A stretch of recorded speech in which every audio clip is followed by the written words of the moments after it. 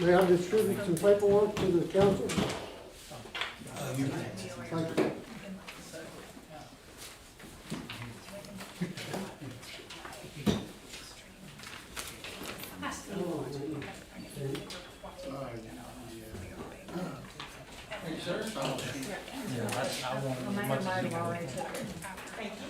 She'll walk up to him and sign it. We're supposed to be back here on the 31st.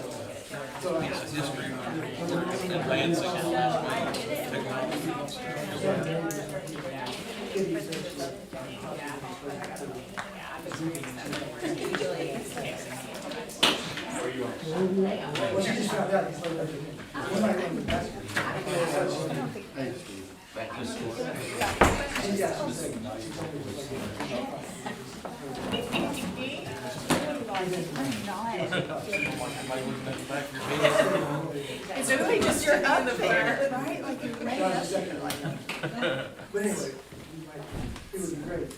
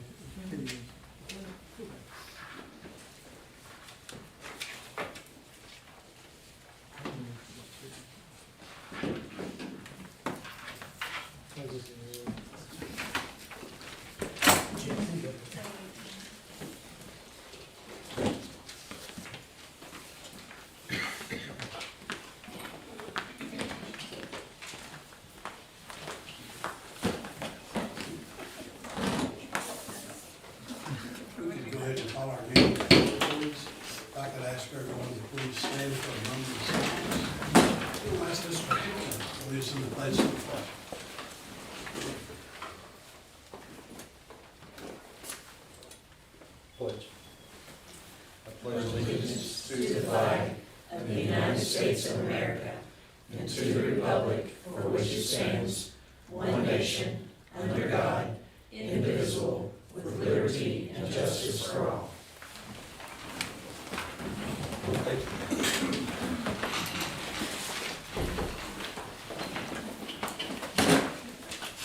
And for those who may be new to our council meetings in this location, we seem honored that we pledge to a small flag on the desk that means pledging to the flag in front of the book. Council did well tonight. Let's see, now clerk, shall we call the roll? Yes. Mr. Hampton? Here. Ms. Hackett? Here. Mr. Stone? Here. Mr. Showalter? Here. Ms. Tingle Sam? Here. Ms. Leslie Mitchell? Here. Mr. Leslie? Here. Ms. Hambrick? Here. Thank you. We have a quorum. Each council member should have a copy of the minutes of our last meeting. If you'd like to take those, a moment to look those over for any possible corrections or additions.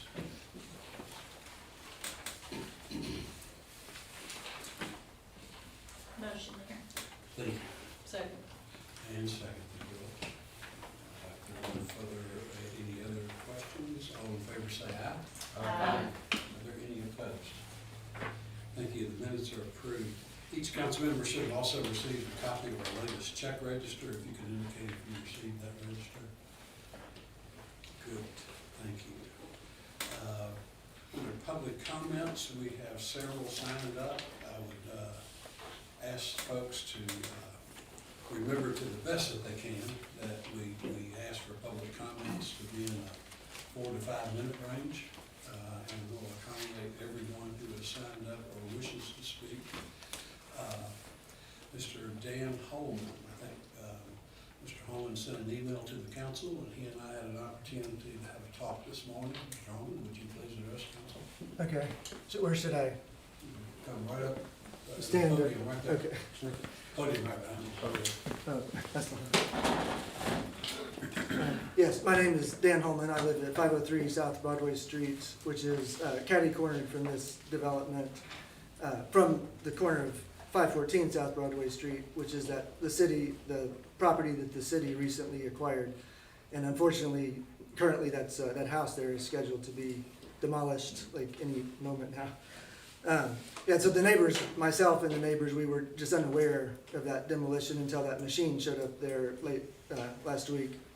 And so people were kind of just, we didn't know it was scheduled for demolition. The last people had heard is the house, the home had been possibly, was going to be planned to be renovated by the city and possibly house some temporary offices. And then, obviously the estimates that they got for the renovations were just very high. And then the plan changed to demolition of the building. And so, here's my thoughts. And I sent an email to all of you, and I don't know how many of you got a chance to read it. But let me just summarize real quick. But I'm not going to go into detail because the details are there. Basically, my perspective and some other people's perspective is this project it's just jumping the gun to demolish the house now. That there's no urgency to take it down at this time, and it would be more appropriate if certain steps were followed first that need to be done.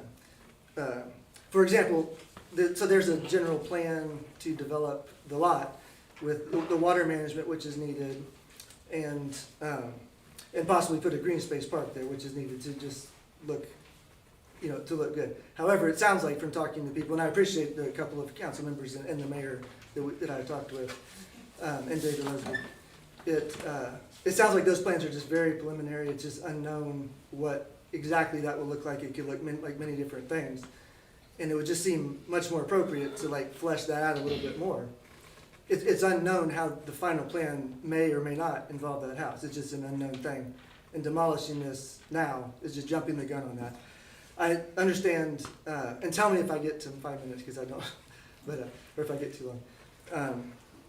So I understand that one drive towards this sort of urgency to take this down, and move on, is that the condition that the house had been in previously, the previous landlord had been basically, I don't know if that politically correct, a slumlord, if that, and so the conditions there were very bad, and these people were kind of being exploited living there, and there was crime mixed in, and there was just a problem house, and the previous owner wasn't addressing it.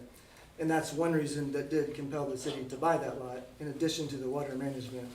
But probably that was the main consideration, was just to take control of this house and fix these problems that were going on there, with police showing up. So one urge is to just, the city can't pay for it now, unfortunately. Let's just take it down, and then we're afraid that if we leave it there, those problems might come back up again. But I just don't think that's not something that the city, if that's driving people, that shouldn't be a great fear, because you now own the property, and if you were to resell it, you could set stipulations.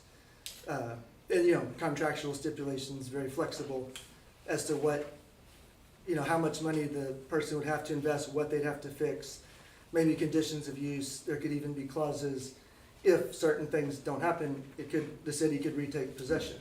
And the buyer would have agreed to those stipulations beforehand. So I feel you have a flexible set of stipulations now that you have ownership of it, that you could make a good chance that that wouldn't happen again.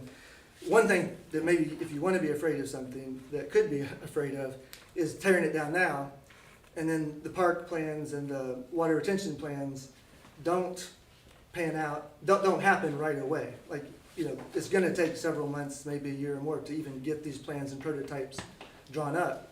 So say a year, 2 years, 3 years from now, that's still an empty vacant lot. And there's maybe a different, certain different people on the council, I think you're not running, you're retiring for mayor, it'll be a different mayor. So like 3 or 4 years from now, and the ARPA funds are gone, and the budget's tight again, the council may very well look at that empty lot, say that we could sell that for like a large amount of money to a developer, the whole empty thing, and that's in line with the master plan of Georgetown, it's my understanding, is to build developments on vacant urban lots. Okay. So that's just something to be concerned about, like if that's vacant and then this park takes a long time to happen. Okay, 2 main points that should be pursued before this is demolished, that haven't been done.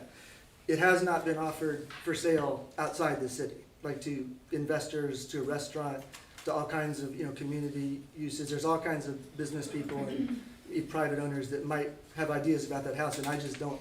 You all can maybe address that tonight. That hasn't happened, like that hasn't been put out there for input.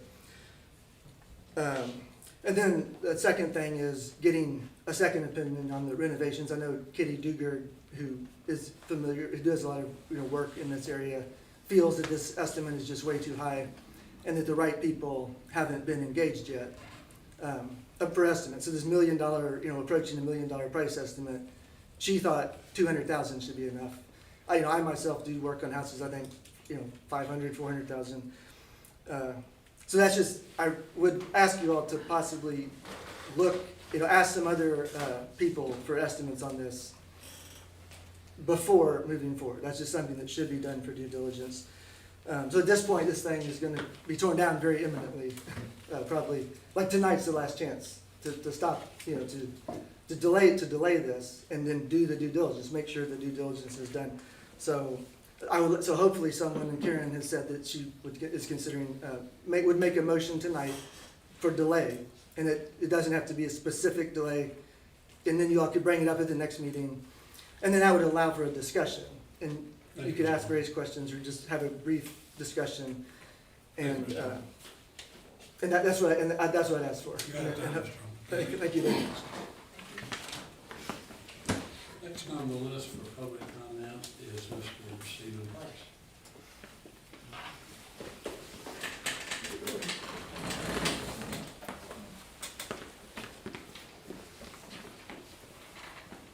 Thank you, Mayor President and Town Council, for allowing me to comment. My comments are addressed to the same subject as those of Dan Holman, 514 South Broadway. And I handed you, each of you, a copy of a I guess you couldn't call it a letter, but just maybe an essay on that displays my opinions regarding 514 South Broadway. And I'll just try to summarize it real quickly. I hope you will read, I hope that you will delay, as Dan Ullman said, by voting to delay demolition until you at least have had time to consider the points I make in this essay. And if you have to disappoint the contractors by changing your mind, I'll donate $100 to a change of mind fee. So, and maybe some other people would, and you can say to the contractors, look, we changed our mind, we're not ready to demolish. And I've seen the big machine sitting there, and I know and I've heard them comments they've made to neighbors that they have an order to demolish, and that's what they're gonna do. That's their bread and butter. And to teach someone to get his or her bread and butter by tearing down a house is regrettable, in my opinion. So, to summarize the essay, you could reduce the cost of any needed repair to the wooden interior. I understand the wooden interior is according to Tim Thompson, is damaged. And Tim Thompson is trained as a fireman. And anything combustible is dangerous to Tim Thompson. And wood is combustible. So Tim Thompson's training prompts him to condemn the house and to want all that wood removed. So he condemned the house, and under the shadow of condemnation, you decided to demolish it. So the house had a bad name because of the condemnation. The house had a bad name because of criminal record there, drug record, inadequate heating, a lot of bad rumors circulated around that house. The house has a bad reputation. That may have had, but that does not have to continue.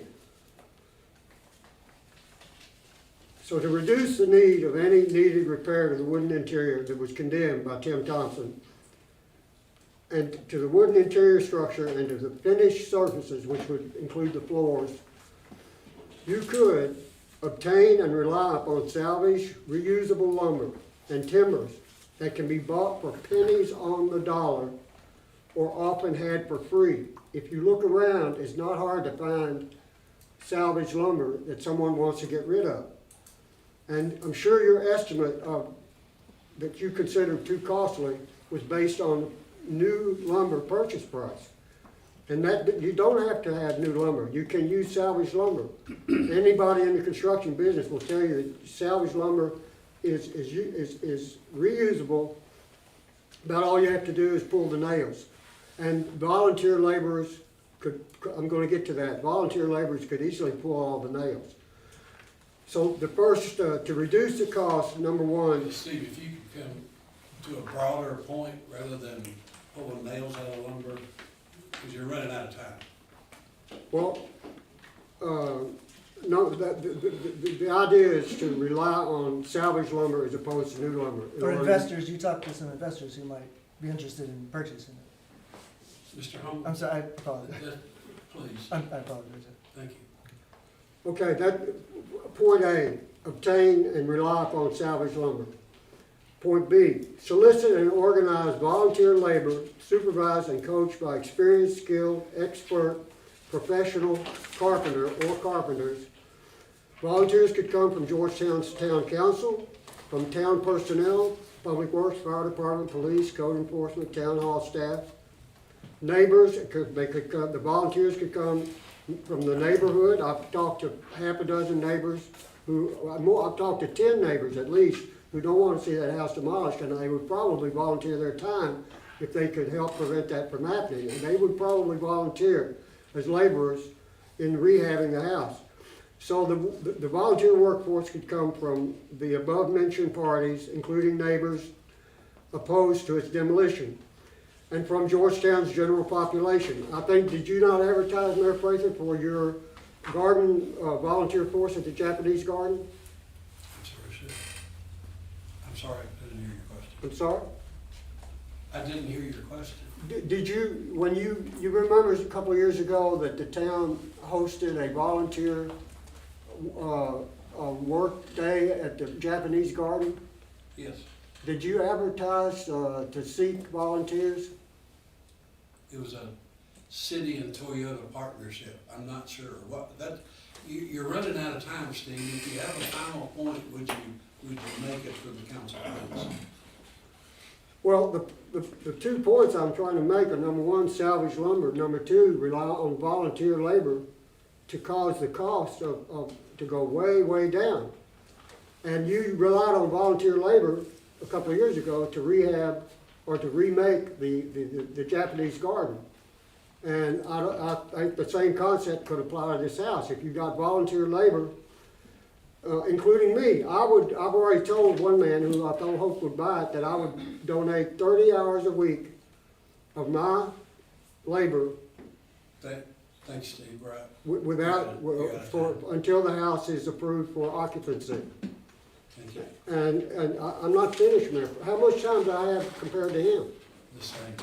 The same? And it's all done? I'm watching on the clock, Steve. You had your 5 minutes. Okay, well, I'm sorry, I've got more to I urged say. you to come to the point. Come to a point? No, I urged you to, but thank you. Okay, well, you can consider, in regard to the water problem, a water gate upstream is much more desirable than a retention pond downstream. A water gate above McKnight's Pond is what's needed. Thank you, Mr. Price. For council's benefit, some of you have received several phone calls. I think there may be some neighbors who are concerned about the house being torn down. I'm confident there are some neighbors who are pretty excited about having the house torn down. For those who are commenting on the cost to rehabilitate the house, most folks do not have the detailed information that they need. We have gotten that information. Ms. Duguid and others who are convinced it can be done for less money have not been in the house, on the property, seen the condition, or had an expert in the house. We have done all of those things, so we have vastly different opinions because we've actually been on site with qualified buyers or qualified contractors. But we all own similar houses built the same year with the This same. is not a debate. I know. This is public comment, sir. Okay, go, I'm sorry, I apologize. So I just want the council to have that information. We are scheduled for demolition. It is budgeted for demolition. We have taken care to take everything of value from the property. The electric panel was removed today. The 2 fireplace mantles that are unremarkable, but they've been removed from the property. The stained glass window has been removed. Any exterior molding that had any potential value has been removed by our Public Works Department. In Ms. Duguid's email, she mentioned the brick. This brick is disintegrating due to weathering. It will be crushed and put back in the hole that's created. It's a practical thing. It's what is the next best thing for this property. Anytime we tear down a building, it is emotional, and we appreciate that. This demolition occurred over the last 15 years. This was demolition by neglect. We're going to finish the job with the machine, but this demolition was done incrementally over the last 15 years. Any questions from the council? Is there anybody out there that at this point in time would be interested in taking it at a reduced price, or taking it to the house and keep the property that we need, but try to sell the house at a reduced price that will do anything with it? It does have historical value. I mean, I voted against it because we don't have the best history of taking care of being able to take care of historical property, and it is historical property. Is there anybody out there to advertise, to say it's here, and wanting to sell the house that it didn't fit with the city's needs, or any of that type of thing that we can do? I mean, I always have, and it is emotional, I always hate to see a historical piece of property because it's never coming back. Once it's torn down, it's got, at least right now it has a chance to be revived, not for the uses that we need, but there's not as much that needs to be done to it for somebody to live in it versus us to use it the city, use it for an office. We know that it cannot be economically, feasibly revived. This thing is deteriorated to the point where all of its basement, its construction is a stone basement with notches left for the joist to fit into. Not only are the joists rotten, The notches are crumbling and deteriorated. This whole thing is getting ready to come down. To do it correctly would literally mean lifting the house, rebuilding the foundation with those notches, replacing joists, lowering it back down, doing the same thing for the second floor and the third floor. Is it possible? Absolutely it's possible. And there are people more than happy to do it for us. At about $1.5 million. Our architects are, on our City Hall project, are shaking their head. The much smaller project than our City Hall that UK is doing, not much bigger than this house. His budget is $3.5 million. Folks haven't been in this house, but they're passing judgment on what we should do with it. We know. And I'm sorry this is the case, but this is the responsible thing to do.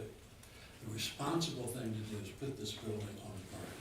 Has anybody from the state, you mean the state historical, I know Keith's kind of involved in that, but is there anybody from the state historical to look at it to see if the state comes forward of them saving it and taking it? Highland is interested in it.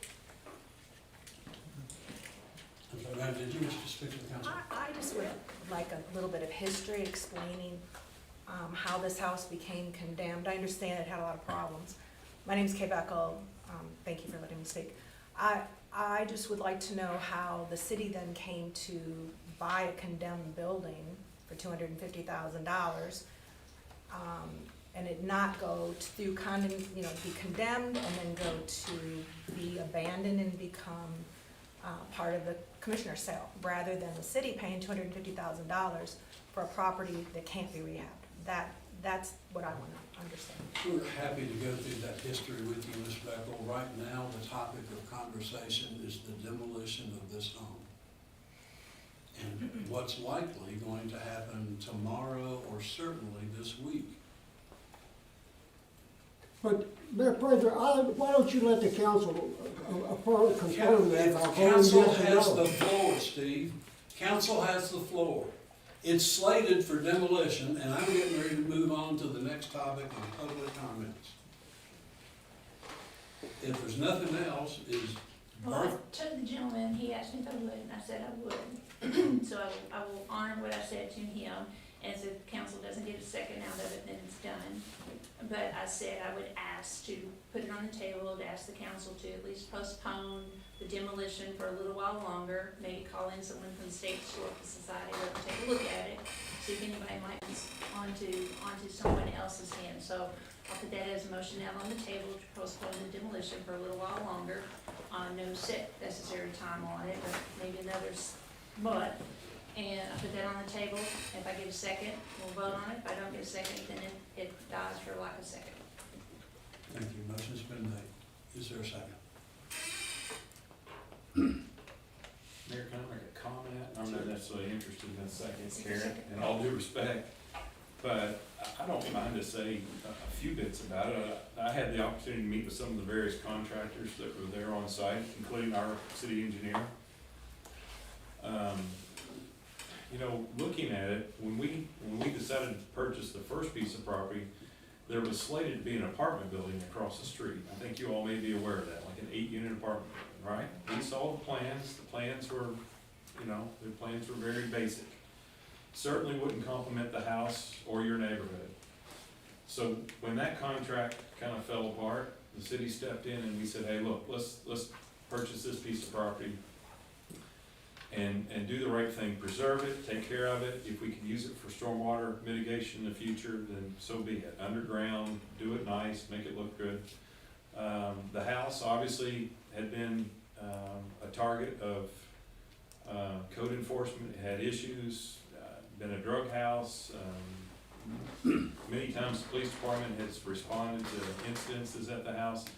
So we said, hey, if we can purchase it and do something with it, great. If we can't, we can bring it down and we still have, a wonderful piece of real estate that is the gateway to our community, a gateway to downtown. And it's in a lovely neighborhood, and we're trying to do all the right things. Had the apartment building been built, we probably would have been criticized for allowing that to happen with the stormwater issues that are present in the area. Even though they are supposed to mitigate the stormwater, there would still be issues in the future. So we felt like we were taking care of several issues, and it's interesting when you go about trying to do something that you think is gonna please everyone, it's just not gonna happen. There are gonna be people that they're not gonna be happy with it, and I guess that's the situation we're in. I'm sorry about that. The condition of the house, just as the mayor said, it's much worse than what he had hoped. You know, our goal was obviously to preserve the house, but the experts that came in, told us that it's gonna be unjustifiable. You could demo the house and build it back twice for the cost of trying to fix this house up. But that's So- relying on new lumber and hired labor. And non-renovation specific contractors. So the responsible thing with your tax dollars were to move on and to preserve the property. We could sell it. Do you want us to sell it? Do you want a gas station right there? That's what used to be there. Offer it for sale and see what you get, and That's you what it used to decide be if you there. sell it. You get We to don't decide. wanna do that, and we're not debating, but that's not really what we wanna do. We wanna preserve it, turn it into green space, make it a park, and hopefully the neighborhood will be satisfied. So, anyway, Mayor, I'm gonna leave it at that, but that's a little bit of the history that I'm willing to share anyway. Thank you. Again, motion's been made, is there a second? Thank you. Mr. Burford Feltner?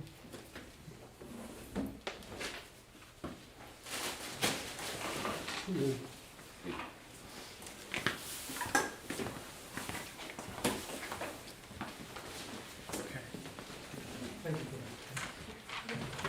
Thank you, sir, for allowing me this time to just spend a couple of 3 minutes. I've been, due to sickness with my wife and so forth, and then the pandemic came in during that sickness, I didn't get to get out and get involved in anything for quite some time, and I'm trying to get back involved. I spoke to the superintendent earlier this week, mentioned a couple of these things here, one of them for sure, with him, and I'm just trying to get the city's opinion on some things, or just throw some ideas out. And also, I'm gonna go to the county's meeting this coming Thursday. My name is Burford Feltner. I'm a Scott County resident since 1962. I live down on Long Lick Pike, just past Seabury intersection, and I've been in that area with those people down in there all this time, and of course I'm certainly not a citizen of Georgetown, but yet I spend my money here, and I got my friends here, and have a lot of respect for Georgetown. And just a comment that I'd like to make to you, I think over the last several years, we've had to make some tremendous decisions, not only in Georgetown, but in Scott County, to do some things that that would be controversial to do, but we have made our county and our city a very attractive place, not only for ourselves and our family, but also for people passing through. And our community, you might say, is a community that is good enough to invite people in, and they welcome the invitation and come and be a part of us. So keeping that in mind, I just wanted to make that comment. I think all sections of our county government deserves to be complimented on that. My concerns, I've got one thing I think you're working on that I mentioned to the superintendent is Cardinal Way. I know Cardinal Way has been in bad shape for quite some time. And he told me that a bid was due in pretty soon on that, so I didn't know what happened there, but I sure would like to see Cardinal Way built back up to be presentable for our high school that sits there, because it's not been good for a long time. It's been several years. Yes, several years. Mr. Feltner, that we've been working on that, and we've had a congestion mitigation grant that we've been working with the school system on. We did recently open bids, and those bids came in just exceptionally high. So, Not surprising. not surprising, it just seems like all the materials right now are going through the roof. So we're back at the drawing board a little bit with Eddie, and I hope to have a more complete report for the county. Eddie, is that? That's exactly right. We're gonna meet with the state tomorrow to go over the bids in detail and see what options we may have. So we got bids higher than we wanted, and we're seeing what we can make out of that. Okay, I know that would be a thing towards beauty there on that way, because like you said, it's not looked good for a long time. And also, many people have mentioned to me the need for another supermarket in this town. I don't know how that fits into with the council, but is there any way that we could check on getting another supermarket? Because there's times that people stand in line for 30 minutes, 45 minutes just to get checked out in the rush hour type traffic at two supermarkets we've got. Yes, sir. I can assure you that supermarket companies are looking at Georgetown very closely. It's a great market, and I know groceries are looking at you. Do we have a suitable place in mind ourselves? I think there could be a couple of Okay, them, and I hopefully you'll hear something encouraging on that before too awful long. I think some folks are looking at it real hard. that would be some good news, it really would. When is our recycling center closing down?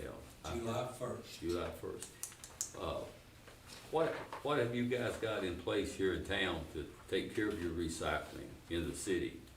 Two things. We got curbside recycling every other week, so you can recycle regularly. And council's gonna vote tonight on a voucher program. County's gonna have the same program. Okay, Everybody get 4 vouchers a year, and you can use those vouchers any day of the week you want to take a pickup load to Rumpke's transfer station out off West Houston Way. so there, did the county have some interest in that recycling place? Yes, the county paid half the cost, and the county is our partner on this deal with Rumpke. So you'll be hearing about that. If you stay for our meeting, you'll hear more about it tonight. Okay. And, the political signs at intersections, okay? You know, I know everybody gets excited during political times, and they pop those signs up everywhere, and you got every right to do that in your yard and stuff like that. But I've noticed some, I think it's dangerous at the major intersections. I'm talking about like the one at, out there off, by the high school, Scott County High School, a lot of political signs thrown in there. I've particularly tried to watch people as I sit there waiting and try to see what they do, and I see a lot of eyes doing this, looking, I guess, to see if their man or their gal is put up there. That's a very dangerous situation there. It's dangerous, and there's not a thing we can do about it. What is the, It's freedom of speech. They can so post, they use the freedom of they can speech post for on their that? property anything they want to post. On, for example, say, who owns that property right there in one corner? I know there's a park. They put it on their fence. Yeah, It's all legal. We can't do a thing about those political signs. that is a dangerous thing. I'm disappointed that we can't do nothing there. And that's about it. I would like to, ask one more thing. What is the population of Georgetown City and the population of Scott County by the last census? Has anybody heard that? I haven't. About 38,000, roughly. Third- City's Georgetown's a little over 38,000, and Georgetown now makes up about 64 or 65% of the whole county. Okay, It 38. used to be 50-50, it's not anymore. Thank you very much. Yes, sir.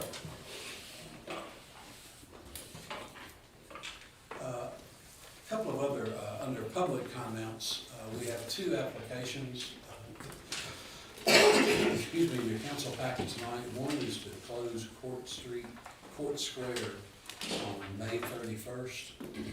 I think the governor's coming to town with a set of checks, some for the city, some for the county. And then we also have a similar request for the next day on June the 1st.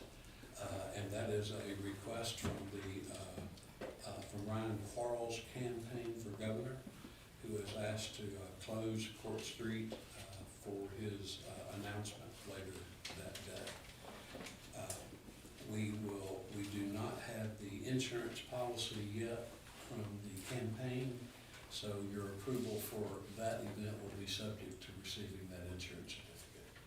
But they made the correct application, and the application for the 31st is actually made by Judge Covington, another government entity, so we don't need insurance on that one. So I can present those separately or together, or however you like. I make a motion for both, baby. I have a question. Would we allow any person running for office to do that? Is this something standard? I have never heard us do that before. Is that something that we do? It is not something we've done before. Okay. Is it something we would do for whoever? Probably not, but we were asked. Didn't Matt Bevin come one year to, it's been, Not to announce a campaign. no, it was the announcement. If it's handing out money. Yeah, he did. We block Court Square out. Yeah. Big ceremony. So that's a good question. No, it's not something we've done. And might somebody else ask? And what would you say? Set a precedent. Yeah. We need to set a precedent. If someone else asked, I would, yeah. The running for governor, I mean, that's kind of a unique situation. I think it's from Scott County. Yeah. Especially if there's not Scott County Board room for governor. Yeah. We can do the same thing. I'll second the motion, man. Okay, so we've got a motion and a second to approve both events with one vote. Good outcome. All in favor, say aye. Are there any opposed? Thank you. Those are approved. Under mayor's comments, just a couple here. For any attending, tomorrow morning is the Bluegrass Tomorrow Vision Awards breakfast. I know some tourism folks, I think are going, and you see some of you all at breakfast tomorrow morning. We have Memorial Day coming up, and that's one of our big weekends in Scott County because not only the Memorial Day activities, but because of the Horsey 100. And registrations, pre-registrations are very strong again. We'll have an opening event at Georgetown College campus on Friday night. Then they have the race routes on Saturday, and we have our opening party on the square Saturday night. And we'll block Main Street for party on the square. So, big weekend coming up. Eddie has informed me that we're paving streets, so you should see lots of streets getting paved. What we're working on now is the list that we had from last year. And I've reported to the council that we're paying last year's prices for this material since it wasn't put down last year. So, I think that's important. Let's see, on the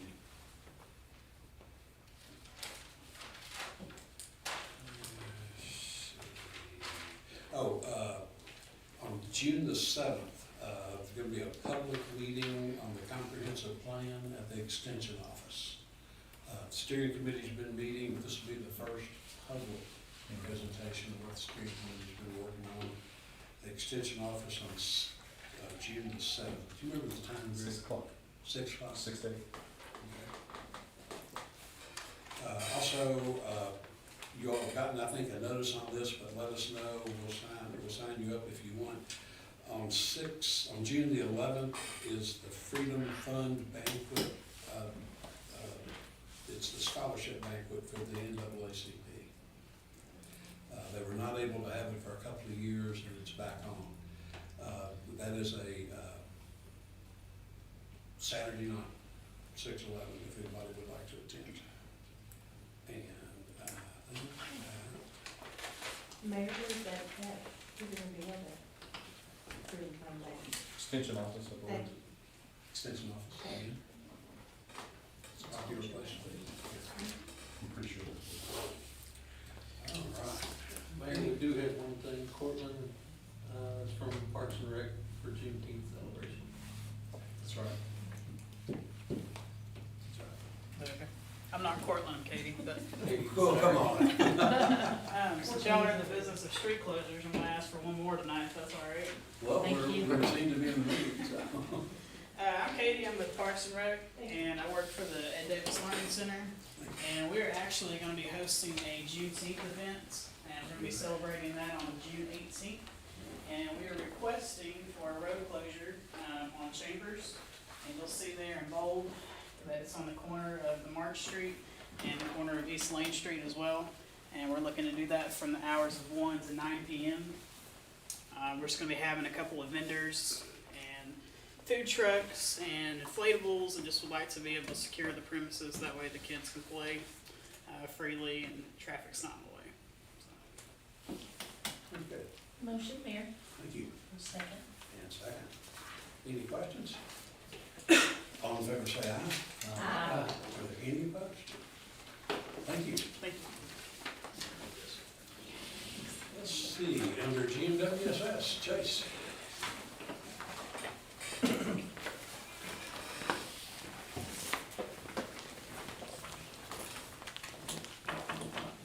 Good evening.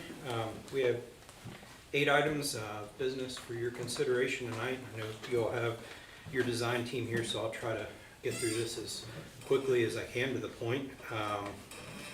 If you will allow, in that spirit, I'll run through items A through F quickly, and then I'll help introduce some guests that are here to help me with items G and H, if council is okay with that. So, first, we have a purchase order for Esri in the amount of $10,700. That's for our GIS license renewal, budgeted purchase, and from a sole provider. Next, we have purchase order for Hexagon Technologies in the amount of $12,360. That's for phosphorus removal chemical at Plant 2, and again, budgeted purchase. And this is through our chemical bid contract that's part of an open bid. Next, we have what is hopefully the final purchase order we will have for WJE, and this is for work that's actually already been completed on wastewater treatment plant 1 structural redesign. As you've heard me talk about, WJE is the firm we brought in for review and analysis of all the redesign efforts. They finally completed these last 3 structural reviews. That was part of the change order that you all approved in April 25th at your second meeting in April. So this was just to help get that work complete so Judy Construction can begin work on the structural redesign. Again, I'm hoping this is the final purchase order related to WJE. That's in the amount of $15,000. That was for the last 3 structural analysis. We have a purchase order for Judy Construction in the amount of $1,887,640.31. That's 1887640.31. That is for work completed in the April billing period, while they are not back up to full speed yet, and that's a larger draw than they normally request. We directed them to secure as much construction material and as they could at current day prices to avoid future cost escalations. There is one large purchase for copper on this purchase order. They've secured almost all of the wiring that we will need for the entire project. That's part of this invoice, and that's being purchased at today's dollar and secured at a secure location. So that's why you're seeing what's, for them not being fully remobilized at full steam, a pretty hefty purchase order for 1 month, but I think it shows signs of progress. So and again, not trying to not expose ourselves to future cost escalations. Next, we have an engineering contract for design for Kentucky Engineering Group in the amount of $163,390. This is for design services on our Northwest Bypass waterline extension. This is the project that the Board of Commissioners chose to use our ARPA allocation. We received a direct allocation of just over $2 million through ARPA, through the Cleaner Water Program. This is a project that was selected. We believe that this is the design, but design and construction we can do for almost the exact dollar amount of what we are receiving from our ARPA allocation. So this is kicking that project off with design, and you see that we received price proposals with KEG submitting the lowest and most responsive. Finally, purchase order for process pump and seal.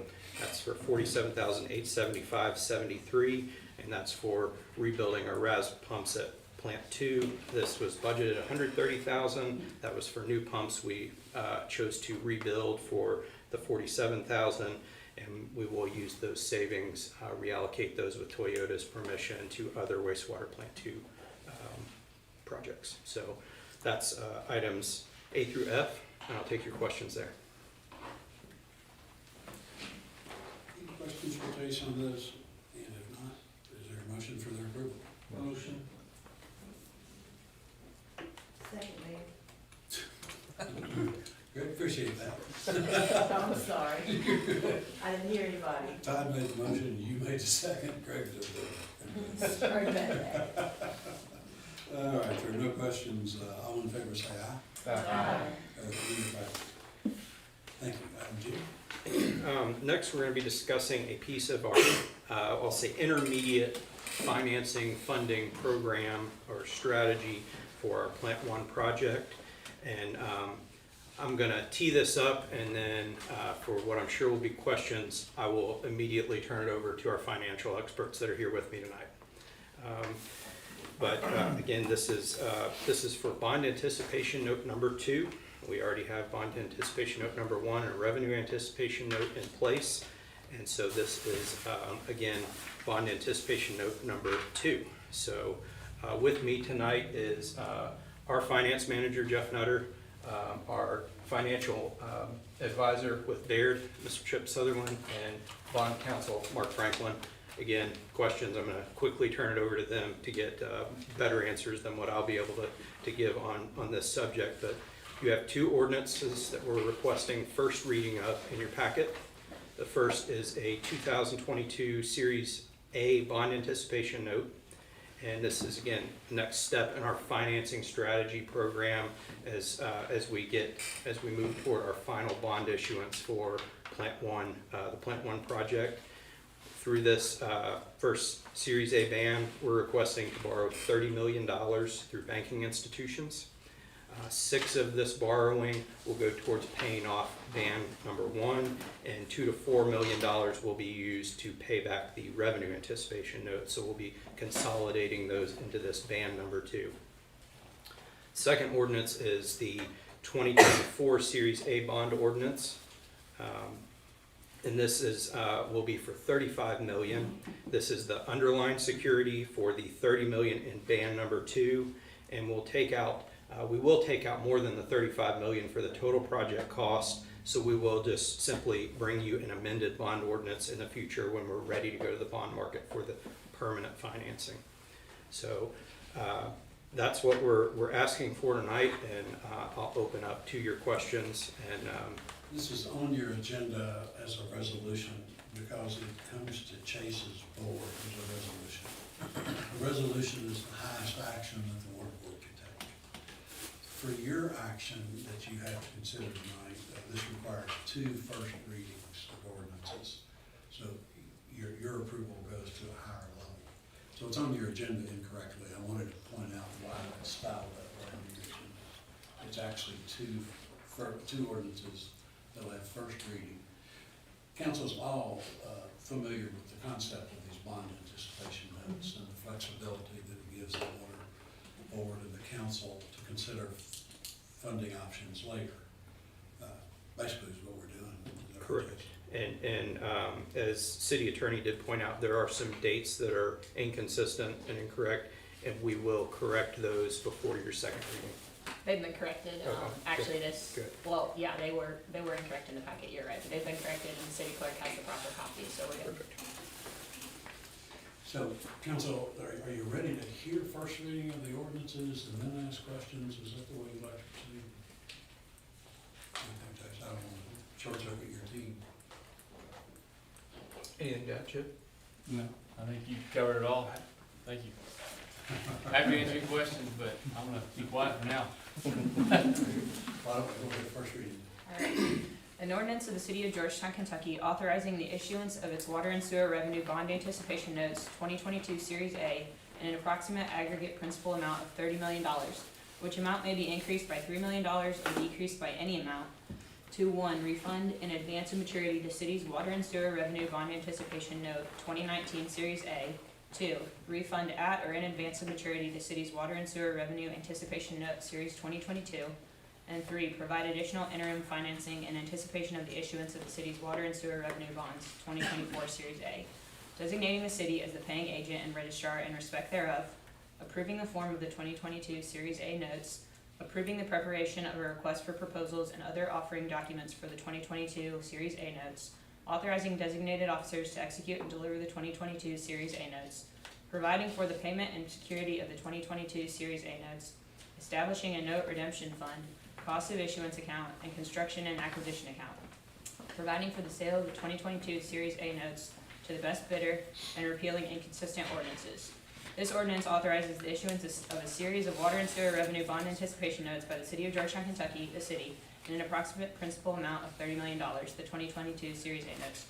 1, to refund in advance of maturity the city's outstanding water and sewer revenue bond anticipation note 2019 Series A and water and sewer revenue anticipation note Series 2022, the proceeds of which were collectively used to finance a portion of the cost of the expansion of the city's existing sanitary sewer treatment plant and related facilities, the project, on an interim basis. 2, to finance additional costs of the project and other improvements to the city's sewer collection and treatment facilities and water production, treatment, and distribution facilities on an interim basis in anticipation of the future issuance of the city's water and sewer revenue bonds 2024 Series A.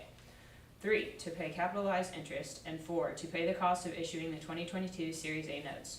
Related to the 2022 Series A notes, this ordinance also approves the execution and delivery by the city of a request for proposals and other offering documents.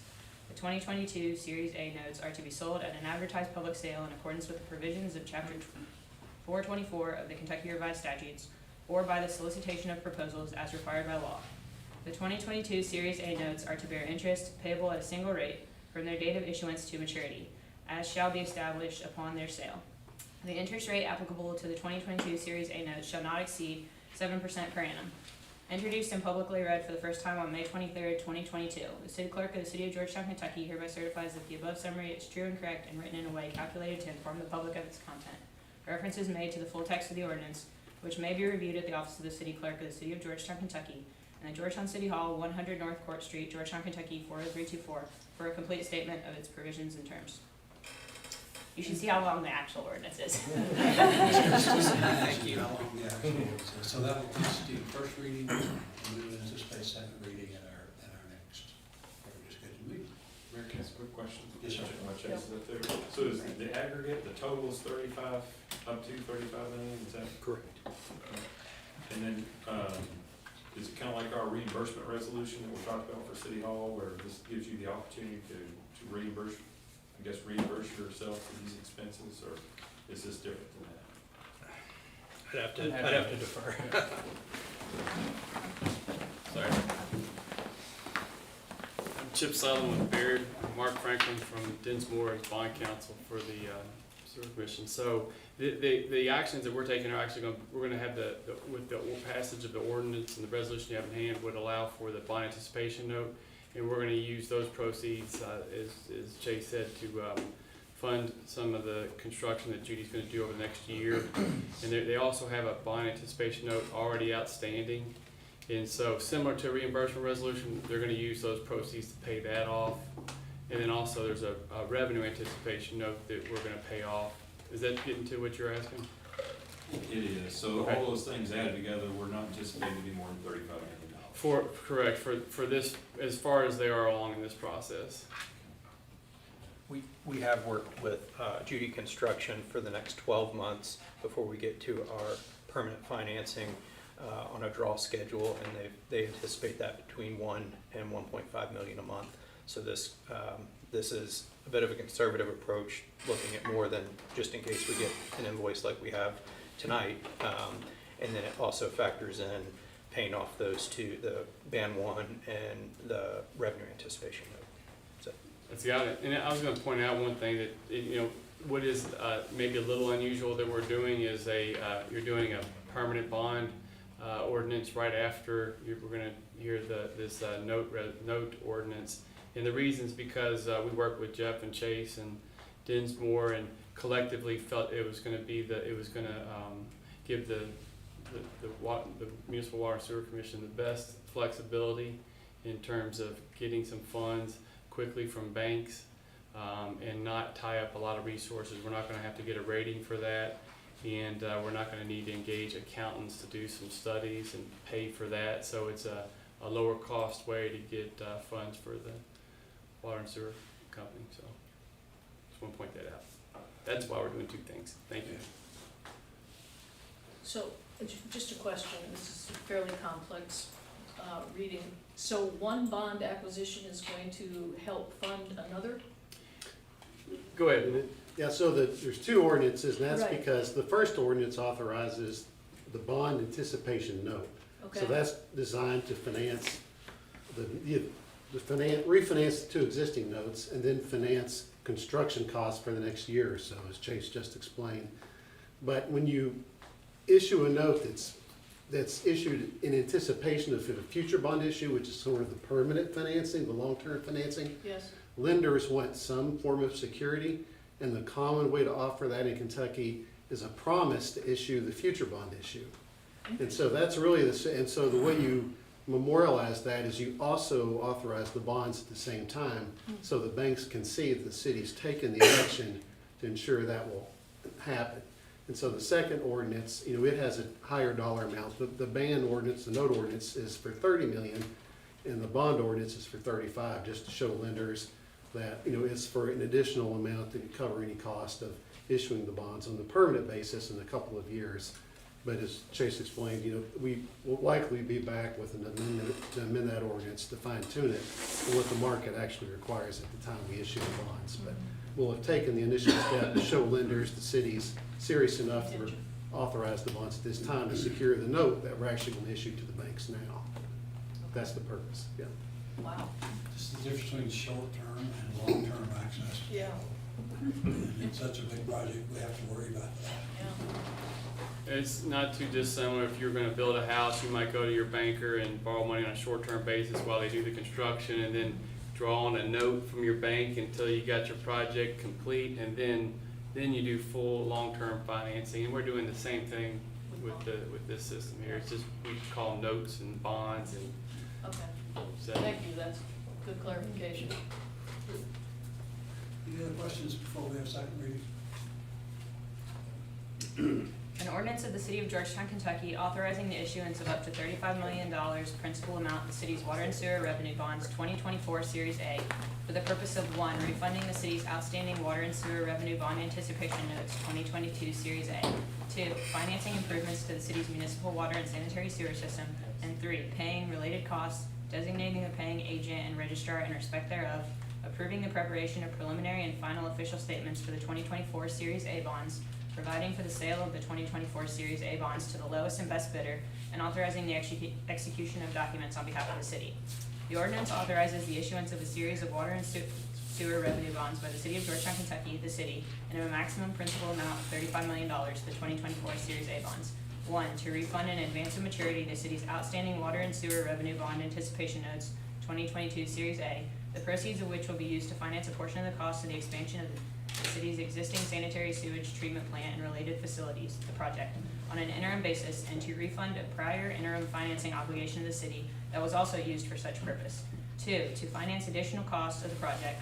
3, to fund any necessary increase in the reserve amount established for the benefit of the 2024 Series A bonds, and other obligations secured by a first lien pledge of the revenues of the city's municipal water and sanitary sewer system. 4, to pay the cost of credit enhancement for the 2024 Series A bonds, if any. 5, to pay capitalized interest, if any. And 6, to pay the cost of the issuance of the 2024 Series A bonds. Related to the 2024 Series A bonds, the ordinance also approves 1, a preliminary and final official statement, 2, official terms and conditions of bond sale, and 3, a continuing disclosure undertaking. The 2024 Series A bonds are to be sold at an advertised public sale in accordance with the provisions of Chapter 424 of the Kentucky Revised Statutes as required by law. The 2024 Series A bonds are to bear interest payable at a rate or rates from their date of issuance to their respective maturities as established upon their sale. Introduced and publicly read for the first time on May 23, 2022. The City Clerk of the City of Georgetown, Kentucky hereby certifies that the above summary is true and correct and written in a way calculated to inform the public of its content. Reference is made to the full text of the ordinance, which may be reviewed at the office of the City Clerk of the City of Georgetown, Kentucky, in the Georgetown City Hall, 100 North Court Street, Georgetown, Kentucky, 40324, for a complete statement of its provisions and terms. Thank you, Kevin, and I mistakenly referred to that as a second reading. It was the second first reading. The evening, that's a longer clear on that. We'll have second reading at our next meeting. Any questions for Chase or his financial advisors on these actions? Good. Chase, you ready to go on to your operating budget? I'll just say that on items of this complexity that, not necessarily my experience, my background, it's of the utmost importance for the utility to make sure we're surrounding ourselves with smart people, qualified people. And I think we've got that with this team back here guiding us on financing this very important project. So that, Yes, sir. Thank you all. Thank you. Devin, thank you for reading. Last thing is I'm pleased tonight to present our proposed FY22 or FY23 budget for your consideration tonight.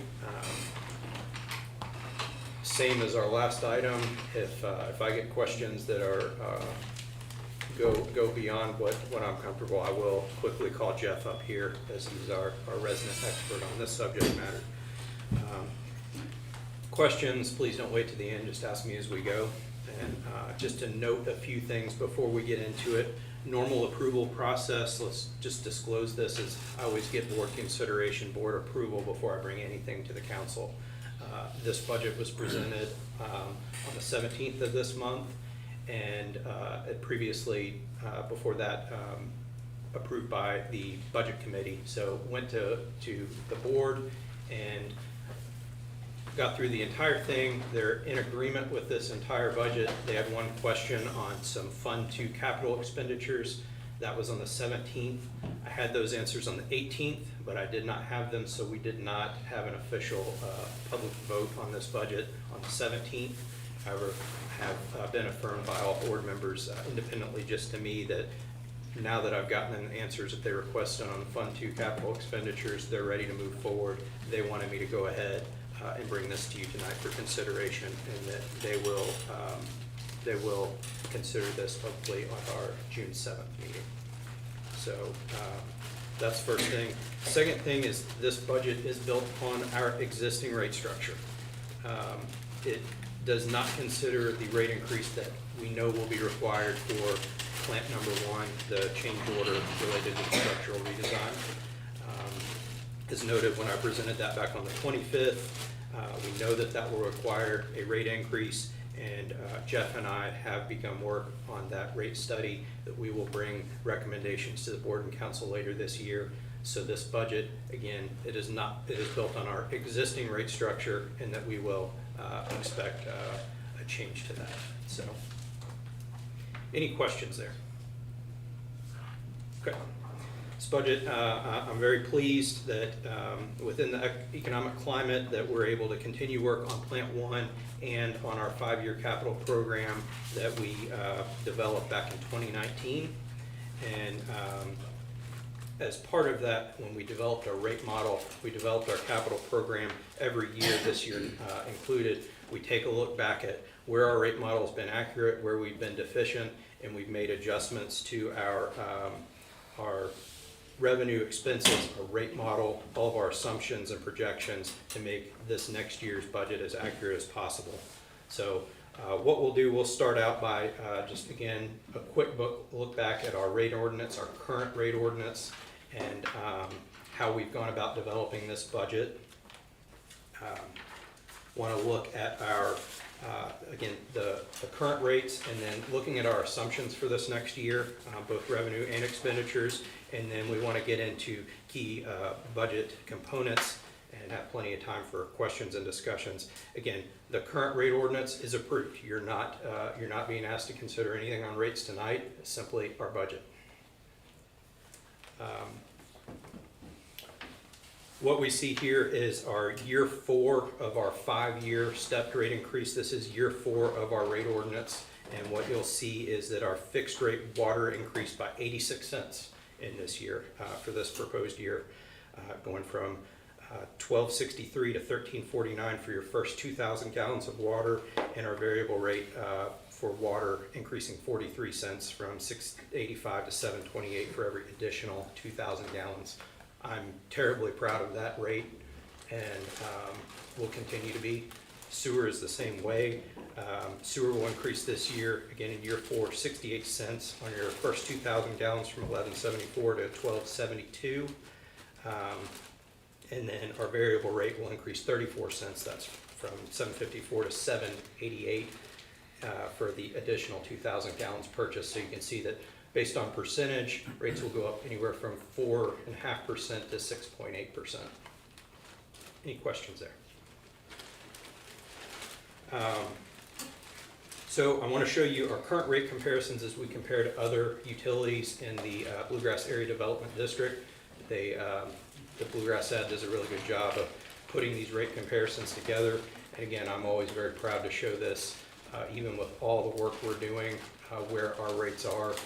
Our board wanted our minimum bill, 2,000 gallons, to reflect, to be what we focused on to try to make the least expensive part of our rate. So folks that are on a fixed income or minimum income, that first 2,000 gallons can be the cheapest that's purchased. And as you see, year 4 into our stepped rate increase, we're only second from the bottom to the city of Paris. Very proud of that. And that's for 2,000 gallons of water and sewer usage. As we get up for an additional 4,000 gallons, or additional 2,000 gallons, taking us to a 4,000 gallon water and sewer consumption bill, we're still in the lower third. I'll point out that these rates, ours are for FY23. Most of these that are compiled in the Bluegrass ad, they lag by 1 to 2 years. So you're seeing all the ones that are lower than us for the first 4,000 gallons. Actually, I know that some of those utilities have had increases. We actually might be further to the left on this chart than what we're actually showing, again, because you're looking at our proposed rates for next year compared to 2-year-old rates for everybody else. Again, trending upward on usage, we get to 6,000 gallons worth of usage, and we're right in the middle. Per this, again, same concept applies. Our current rates, our future rates against 2-year-old rates, I actually think we are trending to the lower side of the median than what you're seeing here. But again, I'm still very proud with what all we're doing, that's where we stand in the rate structure, and I think that the board is proud of that. I think that you all should, as the city council should be as well. Any questions there? Do you know what I know it might be tough to get an answer on this, but just say a family of 4, maybe what an average water and sewer, as far as gallons, how many gallons are being used per month? It's really difficult to say because of just usage. I have a family of 4, and I'm gonna guess that between the baths and the length of showers that my girls take, ours is well above average, so we'd probably be to the 4 to 6,000 gallons, unfortunately. So it really just depends on how frugal people are with their water and how quickly they turn it off and on. Mark, I can attest to that. We're a family of 3, but my daughter uses enough water for 2 people, and we're about 5,000 gallons a month. Jeff, do you happen to, would you have a better way of, more accurate than what I know of? I think Betsy. I can look into that a bit more. Okay. Just quickly on our budget development, January, we started looking at, we start looking at our new budget, and then February, March, we worked through departmental requests similar to the city. April, we were able to have a budget compiled, a draft that we take to our budget committee that consists of Jeff and myself and 2 board members, and they have to bless it before we can take that to the board. As I said, the board saw this budget, the entire presentation, on the 17th, and again, we'll have to go back at June 7th to get their final approval, but they're ready for you all to see this tonight. This is where we really get into the meat, is looking at our projections and our assumptions.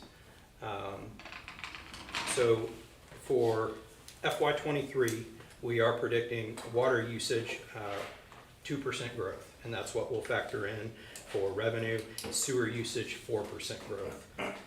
We are budgeting 150 new connections on both water and sewer. One of the questions I always get is, given our situation at Plant 1 and our lack of remaining capacity, is how are we budgeting new sewer connections? And the answer to that is, while we're at 95% of that plant's capacity, really we're only using right now, based on our rolling 12-month average, just over 70%. We factor into the math all of the things that we have approved but not yet connected. That's what takes us to the 95% of our capacity. So we feel that with everything that's been approved, we still have another 12 to 24 months of sewer connections before we'll have to take that part of our budget to a lot lower number, if it's not zeroed out completely. So next thing is we are proposing a 5% CPI increase in wages for all staff. It's not something that we arrived at lightly. Knowing our financial situation, knowing what we're having to look at rates, the board did not take this lightly, so we looked at what all peer utilities are doing through the Kentucky Municipal Utilities Association, looked at City of Lexington, City of Georgetown, and it's pretty consistent that in order to try to offer employees something that maybe feels like they're getting a raise actually in this this economy of inflation, we are proposing 5%, similar to what's in the city's budget. On our group health insurance, our renewal came in. We offer our employees 2 plans, a high deductible plan as well as a PPO. You can see that we're increasing on the high deductible 4.75% and on the PPO 3.57%. That's through Anthem, through KLC. Any questions there? Chase, on your group insurance, is the increase, is that the increase that you receive from Anthem, or is that just what you're increasing your? That's what we're receiving from Anthem, and how we're budgeting for that is the employee's contribution percentage will remain the same. So they will be paying a higher amount, their percentage contribution stays the same. That's a great rate right there. Or, We were budgeting for much more impact, yeah, much greater impact. commend you on that. That is great. Thank you. Any other questions here?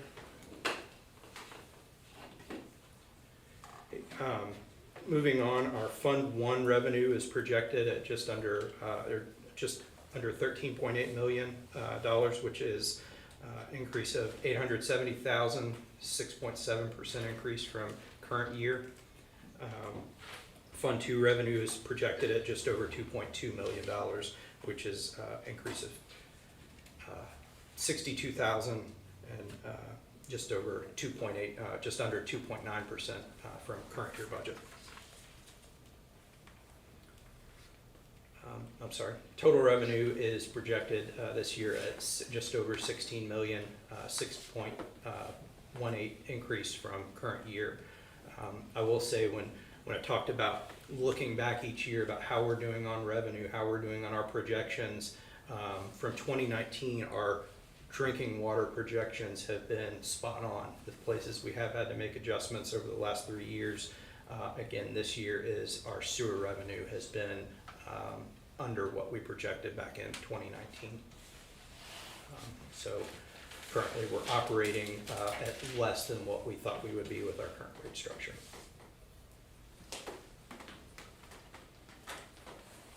Moving on to expenditures. We've separated into Fund 1 and Fund 2. Fund 2 expenditures are all those that are reimbursed by Toyota for expenditures at wastewater plant number 2. Fund 1 expenditures are projected at $13.3 million with our critical increases this year with on expenses with legal fees, depreciation expense, fuel and maintenance expenditures, and chemical purchases, all being driven through the roof with the recent inflation, especially fuel, chemicals, all materials that we utilize on a daily basis, pipe, concrete, rock, all of these things are increasing. The biggest chunk is legal increase. This is an increase for this year, and we anticipate this for next year as well. One of the largest changes in our budget, and that is related to what we know we will need on representation on wastewater plant 1. So we are trying to budget in what we think we're going to have in order to move that project forward. And on Fund 2 expenditures, we're at just under $2.9 million. And again, these are for our expenses at plant number 2. Any questions there? Okay. Just looking at this overall, you can see that our expenditures as a whole, depreciation expense and wages, very much the largest part of our budget there in green and orange at 26% and 23% respectively. And finally, our capital expenses for Fund 1 by department request total just over $1.8 million. And Fund 2 request totaling just under $1.2 million. And we've allocated just under $564,000 for vehicles and equipment through our fleet manager. And I will point out that $80,000 of that $564,000 is money that we put into a sinking fund, and that will continue over the next 4 to 6 years. And that is planned replacement of our sanitary sewer TV truck. We will try to keep our current truck running that long, but this is similar to how we just recently replaced our Vector truck, that we do plan for that expenditure, and we start sinking away money now. In maintaining our schedule of our capital program, we are budgeting for 12 major capital projects, total cost of $35 million. That includes both Plant 1 and the South Sewer Extension, various other projects. Questions? That's what I've got for budget tonight. A very broad presentation that's easy to capture. Questions for Chase over the status of their operating budget for the current year? Is there a motion for approval? Motion. Thank you, Rick. Second. Was that a second one? Yep. Okay. If there are no questions for Chase, all in favor say aye. Aye. Are there any opposed? Thank you. Congratulations, Chase. Appreciate it. Anything else for the council? Yes, sir. Good. Well, Elizabeth, we've made you and your team wait a long time. I'm so sorry. But delighted to have Elizabeth Hunt and her team, Will Mack Sargent, back before the council to look at some schematic design stuff. Exciting Yes, stuff. it is exciting. It is also very easy to get long-winded about it, so I'm gonna try to not do that and keep it high level. But anytime there are questions, please feel free to stop and ask. That will keep me from getting into the nitty-gritty detail and let you all ask the questions that you need.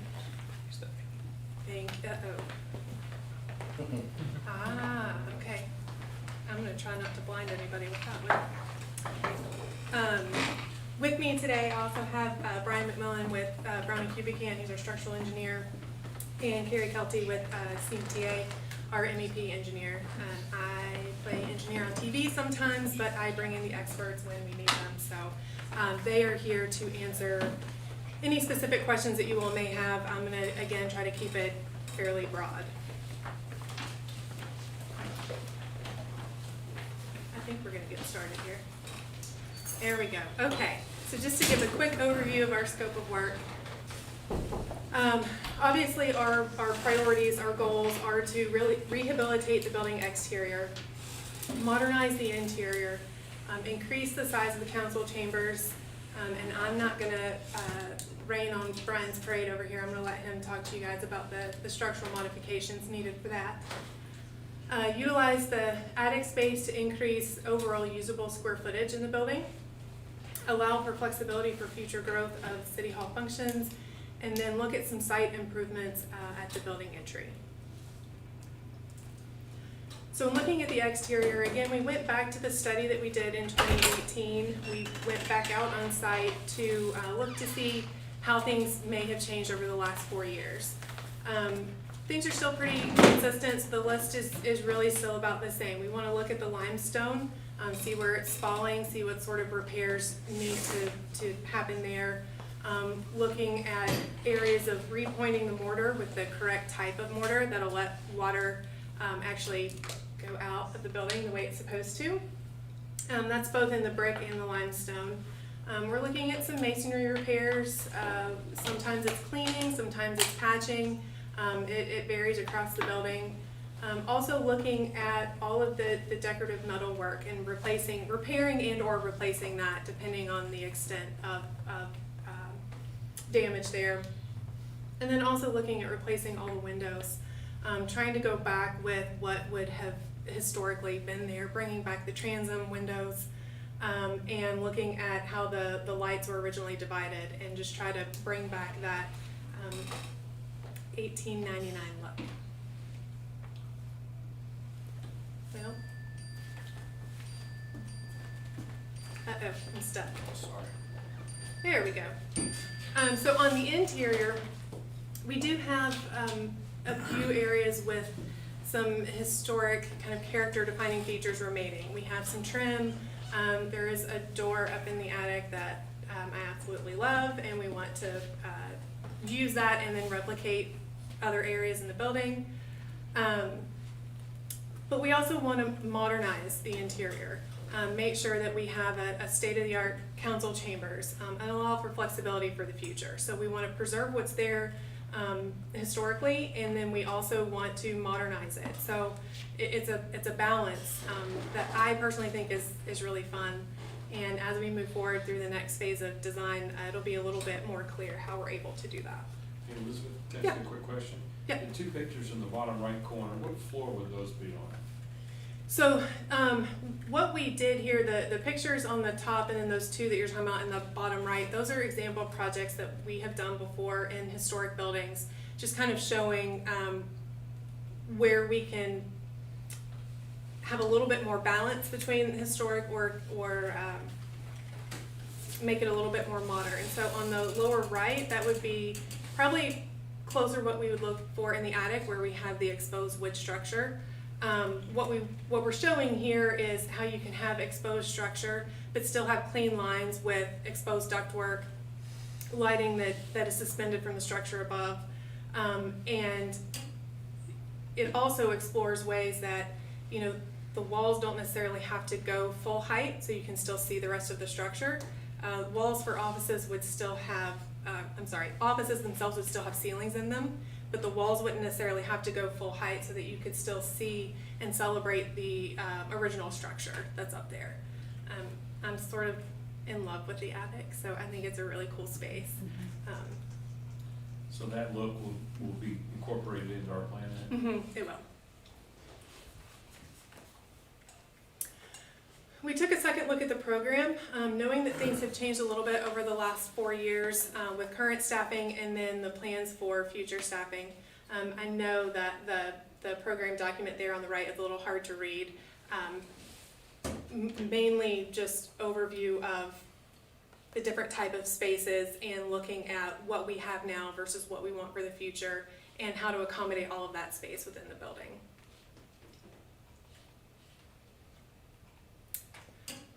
So for site improvements, we developed a series of 3 options. Right now, we're focusing on one option primarily because while the other 2 are really intriguing, we're trying to be sensitive to budget. So the first option includes, we'll see if I can use the laser. There we go. Includes widening the curb here at the main entry. We want to redo this ramp here and the stair to try to put the stair there at the front rather than the side so that you're coming up and it's more of a celebrated entry into the building. In order to really make those adjustments to the ramp, we need to try to widen the curb line here. What that does is also allows us to put a little island here to better direct traffic here down the alley. Very minimal. I mean, we obviously don't have a lot of room on site anyway, so we have estimated this around $200,000 for this level of site improvements. This also includes some upgrades back here to the patio that's back there that may or may not stay in the sort of base bid design. That's something that could be done in the future, so it could be a future phase that we can make sure we design now so that it fits with the intent, but could be implemented at a future date. Just to be able to show everybody everything that we included in our schematic design submittal, we also have 2 other options, which starts to take the alley here and make it more of a pedestrian thoroughfare. Right now, the sidewalks there are really skinny. It's not quite as pedestrian friendly as everyone would like it to be. So while there we go. While in option 1, we're talking about widening the sidewalk here on the side. In options 2 and 3, we're looking at taking parts of the road here and closing them to vehicular traffic, and looking to have them be more pedestrian thoroughfare type scenarios. Option 2 obviously is an increased budget at $255,000. Option 3 increased even from there to about $335,000. It seems like minimal work, but there's some concerns with utility lines and some other things that may contribute to the cost there that you're seeing. That's why we would recommend focusing on option 1. It's the easiest to implement at this time, and really any of the options could be phased for the future. With less pushback. Right. So Elizabeth, with Yep. option 1, was there any additional green space kind of on the left-hand side of City Hall being proposed, or is what we see what's being proposed right now? What you see here is what's being proposed. And are you, well, let me use the right one here. Do you mean green space kind of here or Just in the back? in the front. We had not talked about doing anything here. That's not to say that we couldn't. I want to say that there's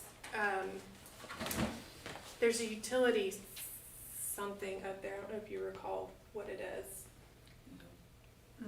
No, I don't know. I'll have to look at that. There may be some constraints just right here on this little corner, but that's not to say that we can't do something there just to the left of the entry. To soften it just a little bit. That's just a thought. Even if it's not below the sidewalk surface, maybe something elevated? Mm-hmm. Yeah, I mean, you could do a raised planter or something with a like a seat wall with a planter behind it. I think there are definitely some options there. Yeah, I think practically, Elizabeth, that for the council to look at the other 2 would be just make the project more difficult to Yes. consider. Mm-hmm. This is probably smart. Yeah, I mean, like I said, we had sort of proposed all three options with our schematic design submittal, so we wanted to make sure everybody had a chance to look at them. But we feel after going through everything and looking at the budget, that we think option one is probably the best way to go, knowing that the other options could be phased in the future if you guys wanted to do that. Whoop. I don't think your clicker likes me very much. Okay, so moving on to architecture and interiors. We've just included all of the plans that we have to date. So just to give you guys a look at what's really being demolished inside the building. Essentially what we are going to do is go back to a semi-core and shell state. So you have your exterior walls that are remaining and your load-bearing interior walls, main walls that it makes sense to keep in place, elevator core and stair core, and everything else would be a complete renovation. So this is what we have for the lower level and the first floor. And then for the second floor, and then third floor in the attic, there's not much to take out other than cutting some holes for the stair and elevator to bring those up. Same with the elevations, like we mentioned, with a lot of the decorative metalwork that we've got up here on the tower, things around the windows themselves. Those are the items that we're really looking at taking off the building to rehabilitate or replace. Similar on all sides of the building. When we get to the floor plans, the lower level is mainly service oriented, sort of back of house. It's where the mechanical room is going to be, electrical room. We're adding some restrooms down here, a larger kind of central, not in terms of central location in the building, but one large break room rather than having multiple small break rooms across the building. Lots of storage down here, and then a training room here in the lower right-hand corner. As we move up to the first floor, you're We going to also thought that training room with monitors could be an overflow room for large council meetings. correct. You can see when we get to the first floor that we do have a much larger city council chambers here. This accommodates, I believe, 98. We were also able to reorient the council bench, make it just a little bit bigger. We are currently, since this was sort of initial schematic design, we're actually looking at some different options for council chambers where we're going to have mechanical closets for units, and where these entries are actually going to be located. We also have the flex space here in front for kind of multi-purpose or whatever the use ends up being. City clerk's office here to the bottom right. Council lounge here tucked behind the elevator.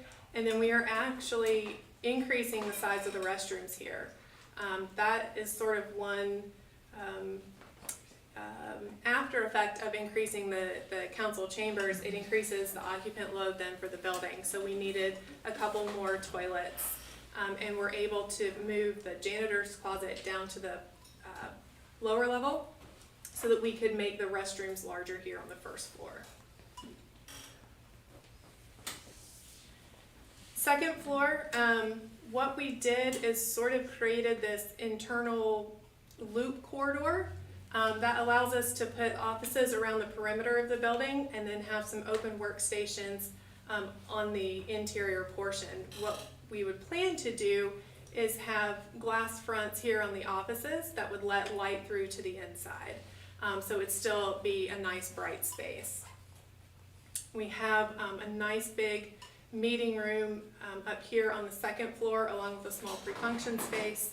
And for right now, we have the finance and HR departments located on the second floor. We do have sort of a flex space here behind the elevator. It could be a meeting room, or it could be copy room. depending on how the final program flushes out as we move forward. And then moving up to the third floor, it's not the entire footprint like it is on the lower floors. We have everything that's sort of in white back here. That's where the roof structure starts to slope. So we have held everything out to where we have the nice tall head height, ceiling height there. And then where it slopes back, we're going to utilize for mechanical closets and other places for equipment. Up here, we have the mayor's office and the legal department and the engineering department, along with a small meeting room. We also have a couple of restrooms up here. So one thing we've also done is tried to start looking at where we can have some alternates and build that in now. We know that budget is a big concern. We know that we need to make sure we're watching that as we move forward. So we already have 3 large alternates that we are trying to build into the design. The first is in regards to the rear stair shaft. And again, I don't want to steal too much of Brian's thunder here. But in order to make that a nice watertight cavity, we would essentially have to, we can keep the steel structure that's there, keep that all in place, but the exterior walls would have to come down and be rebuilt. That may or may not be something that you want to do. If you want the stair to be exterior like it was when it was originally built, we can do that. This gives us the ability to have some options. The second alternate is, there's an awesome little room at the top of the tower.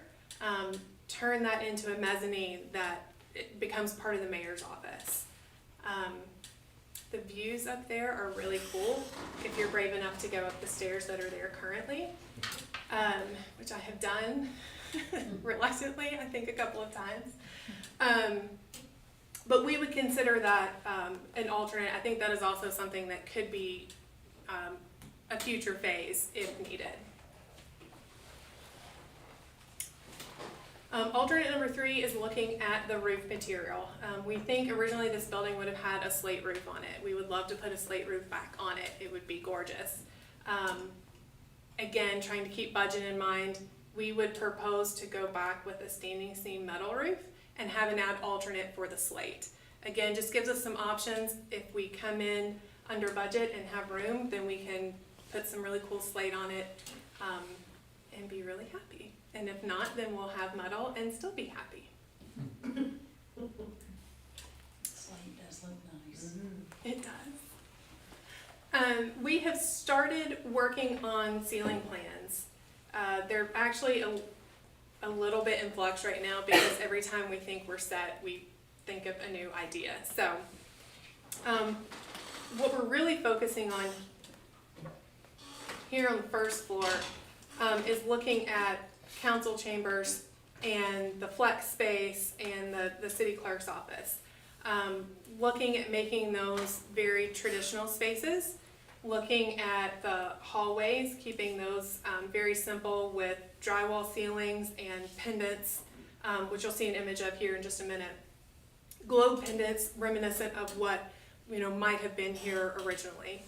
And then letting the office functions be a little bit more kind of standard office with acoustic ceilings and standard linear light fixtures.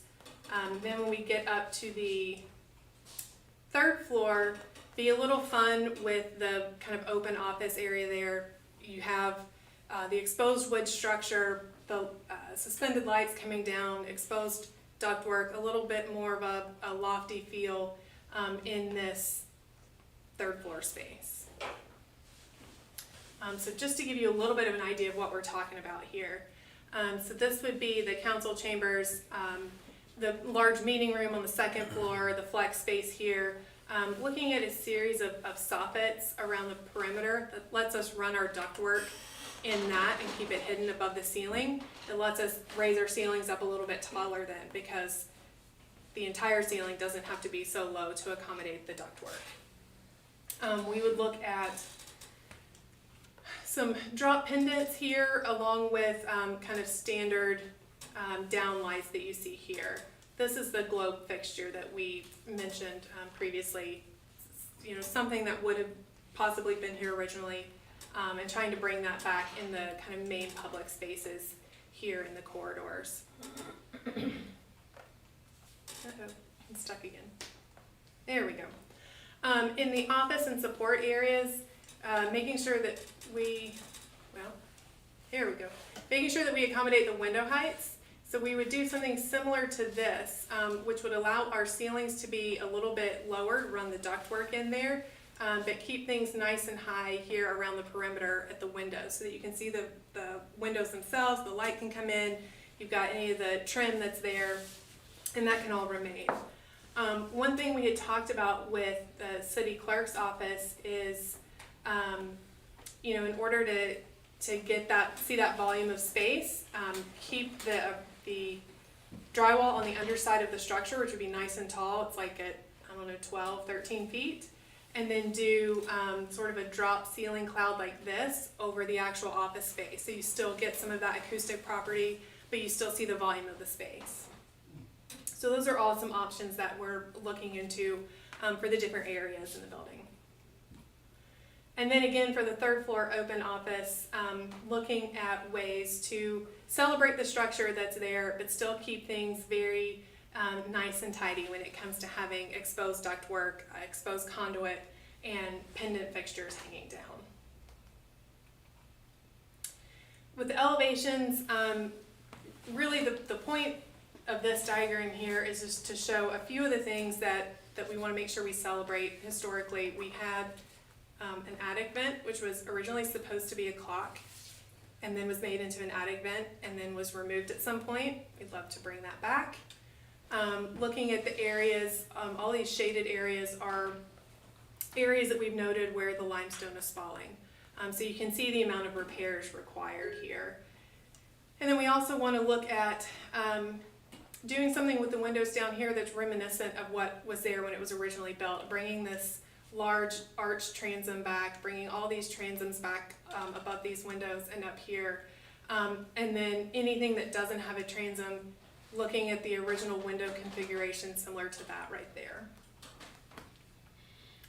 And we would do that across all sides of the building. Oh, now it's Brian's turn. Oh, you wanna go ahead and get me clicked over? There you go. So structure, really this is pretty simple and straightforward, but red is where we're kind of making modifications to the existing building. Really structure is part of this building, the building's there. So our endeavor is to make the architecture happen, make the program happen that Elizabeth is trying to achieve for you. So 4 kind of focus areas that I'm going to talk about. One being the council chamber. So we're going to... You push that button. This has got a dangerous reflection though, watch out for it. But so at the rear of the council chambers, we're going to be able to expand that. There's currently a load-bearing brick masonry wall, but it stops at the 2nd floor. So we're going to be able to take that out with only minimal structural modifications to the 2nd floor. It's going to continue from the 1st floor down to the basement. But that's going to allow us to get that big council chambers that holds, what we say, 98 people or so in the audience there. And that's going to be a great modification to the 1st floor. Now, the 3rd floor is another big part of this structure. So budget, you heard Elizabeth mention it a couple times, but I want to tell you that she is leading us to design this building in a way that brings you value. So she's selecting an elevator that is capable of going to the 3rd floor while utilizing the existing elevator shaft. So that's one thing we're doing to turn that 3rd floor into office space, is we're going to be continuing those CMU walls upward in the shaft that's already there. We're going to be able to build on top of those. Similarly, at the rear stair tower, what we're looking at there is we got a steel structure in place. The drywall was recently removed.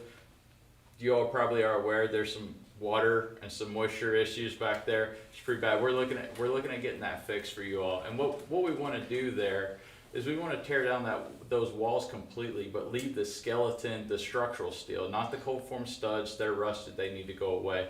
but the skeleton structural steel is good, and we can build on top of that to extend the existing stair up to the 3rd floor level without having to construct an entire brand new stair shaft. So that's another decision that we're trying to go down that path as a cost saving measure, but also achieving the product that we need in the end. But what we do want to do with that stair is rebuild the walls. Hopefully, if we're looking to enclose it, as Elizabeth talked about, that's an alternate, but that'd be new studs, new sheathing, and a new moisture barrier on the outside, and then a new brick veneer and proper ventilation from our mechanical side. They'll make sure we solve that. So then we have a true building envelope. That's the issue that's going on back there, is lack of ventilation and lack of good envelope in that building. And that's where your moisture issues are coming in from.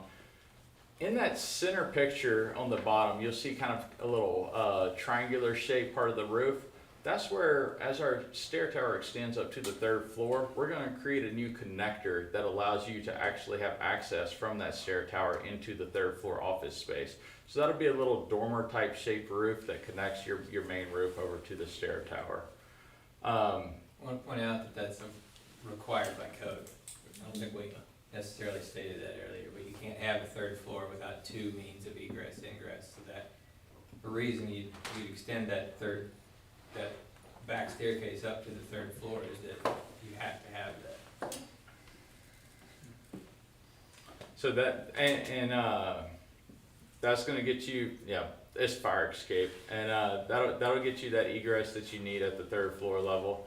And then other changes are down in the basement. You see a lot of red. What that's really going on is there's wood flooring that's built over existing concrete floor, and we're looking at removing that wood overlay and putting down a new Ardex or kind of leveling cement topping as your finished floor for those spaces. And then Elizabeth will cover that up where needed with architectural finishes such as carpet, and then in other back of house spaces it might be a cement kind of looking finished floor structure back there. We are looking at doing a new slab on grade in the existing stair shaft, even though we're using most of that stair. To get that moisture issue fixed, we do need to put a new vapor retarder down there. So kind of the other issue is just minor structural repairs. To be a building constructed in 1899, in general, the skeleton of this building is in fairly good shape. There are repairs needed. Elizabeth talked about repointing some of the masonry, some of the spalls on the veneer, and a little bit of wood here and there that needs to be touched up. But all in all, it's a pretty good building, moderate repairs, and then structural modifications to make the architectural program happen. Any questions on structure? Yes. Thought we were saving that till the end. Well, some might come up, so. Okay, so I'm gonna give just a brief overview, I'll give a brief overview of building systems. I like to play engineer every once in a while. And then Carrie is here to answer any specific questions, and talk about some options that we may have. So, we have a series of recommendations, what we think is best for this building, for the longevity of it, and for budget and payback over the next however many years. The first being with the HVAC system, we proposed a geothermal system with water source heat pumps. We would utilize, gotta have the right clicker here, we would utilize the rear parking lot here for a well field. It would also allow us to have minimal equipment inside the building, so we don't need as much mechanical room space. Not that we won't give you any, but we just don't need quite as much. It also keeps us from needing a lot of additional equipment on the ground, which is prime real estate, we don't have a lot of. It also keeps us from having to put big equipment up on the flat portion of the roof. So there are a lot of, not to mention even the energy efficient paybacks of that. There are a lot of reasons why that works. For plumbing and fire protection, we're looking at a new NFPA 13 sprinkler system and a complete replacement of all plumbing fixtures. We did have a flow test done recently, and we will not have to put a fire pump in, which is great because that is a big cost that we don't want. So we can do a full sprinkler system, which makes the building safer and also allows us a little bit more flexibility within the existing structure. For electrical, we're looking at a complete replacement of all the equipment and the light fixtures, something energy efficient, LED light fixtures, and so on. For AV, a complete replacement of the infrastructure and equipment. We've moved the AV booth location down to the basement, but we want to make sure that is fully planned for the council chambers and also for growth for the future. And then for security, there's not a whole lot there now, so we want to give all new surveillance infrastructure and equipment to make sure that it's safe and accommodate whatever safety needs there might be in the future as well. What's with on the HVAC systems and using areas of the back parking lot? Would that equipment fit on islands, or how does it affect the appearance of the parking lot? So it's and Carrie, feel free to jump in, but I'm gonna let you handle it. Okay, yeah, the well field will actually be underneath the parking lot, so you won't see anything. Nope. They're 300 feet deep bores, so there's just piping that just goes underneath the parking lot and then down and back up, so you won't see anything out there. See a little hole that big, right? Yep. Yeah, when until it's covered with asphalt. Yeah. Any other questions from building systems? Okay, so cost. I'm sure that's everybody's big question, right? So we have done some initial cost analysis. We obviously, once the construction manager is on board and working hand in hand with us, we want to make sure that we pull them right in, that we start going through some cost exercises with them. What we have done initially is look at ways to manage cost. Obviously, monitor the cost through the design process, include the alternates that we've talked about, consider alternate materials where we can, and then also coordinate with local subcontractors to review current material costs and lead time. Right now, the cost that you get today won't be good a week from now. So we want to make sure that we're doing as much as we can with the local market to get a good handle on that. So right now we have a proposed construction cost of roughly $9.1 million. We have almost 20,000 usable square feet. Actually, it's gross square feet once you add in the third floor. So that gives you approximately $460 a square foot as a budget number to work with. I know that there are some current projects that have recently come in over budget. Everybody's seeing it. We're seeing it with a lot of our projects. We feel like this gives us a good cushion. We feel like including the alternates only helps this. And then as we move through and refine the design, we'll look for some additional opportunities to make sure that we keep our eye on that target of $9.1 million. And that is all that I have. So I'm sure you have questions. What's the time frame of that is? I think we have talked about a 14-month schedule. It was originally 12 months. Looking at lead time of materials, we've seen any type of a schedule that was going from 9 to 12 months, we've seen that extending out 14 to 16 months, just so we can make sure we can get all the materials. I think, again, once the construction manager comes on board, they'll be able to tailor that and give us a little bit better idea of what to expect.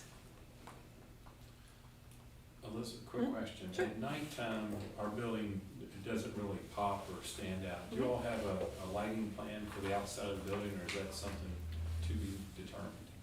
We have talked a little bit about some sconce fixtures. Yeah. But we have not talked about sort of uplighting the building or putting things maybe up on the tower to shine down. I think that's definitely something that we'll explore a little bit further in the next phase and see what makes sense. Okay. I think what you're talking about, if we could really highlight the building at night, I think it'd be beautiful. Mm-hmm. Yeah, David, with the courthouse and City Hall lit up, it really make that a welcoming area. And it's such a cute little building. It would be great to have some lights on it. I love this building. Just to make absolutely sure I understand this, The 19,807 square feet, that includes the third floor and also the attic space. It does. Do you know how many square feet the third floor and the attic space will be? The attic space is, I think it is roughly 3,500, well, it's about 3,500 usable square feet. Each floor plate is about 4,300 square feet. That comes in a little bit just from where we aren't able to, use that sort of perimeter. But if you look at that 19,807 is from the exterior face of the wall all the way up on the building. So it includes that attic and the third floor tower.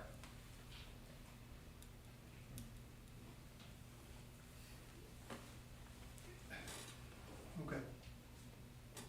But the third floor itself, the third floor and the attic is gonna be approximately a little over 7,000 square feet then? The third floor and the attic are the same. The third floor is the attic. Okay, so it's about a little over 4,000 square feet then. It's about 3,500 square feet. Okay. So the way that this, it's a little bit odd because technically it is 4 usable stories, but you have sort of the lower level that is below grade, and then you come in at the first level, so it's first, second, and then the attic becomes the third level, and then you have the little mezzanine in the tower, which is a mezzanine, not necessarily a 4th floor. It's almost 5, really. We'll keep it at 4. Yeah. It's not a floor. For code, we'll keep it at 4s. The cubic footage mark in the attic is astronomical because it's so tall. It is. Right. The square footage of the floor space is limited, but the space, the feel of that space is just remarkable. You got a question over here, Elizabeth? Was there any problem with radon? Does radon mitigation need, I know it's a big problem in Georgetown, Scott County. I don't think we have done any radon testing yet. We are going to include a radon mitigation system as a part of the design. Okay, great. One more question. I know Connie brought this up. Gosh, I can't even remember when it was now. It might have been back last year in the winter, about the safe that's in the clerk's office. Yeah. That will be removed, correct? It will. And the safe door is really cool. And let's see if I can get back to the floor plans because we've had a couple of ideas. So this is where things keep changing because we just keep having all kinds of ideas.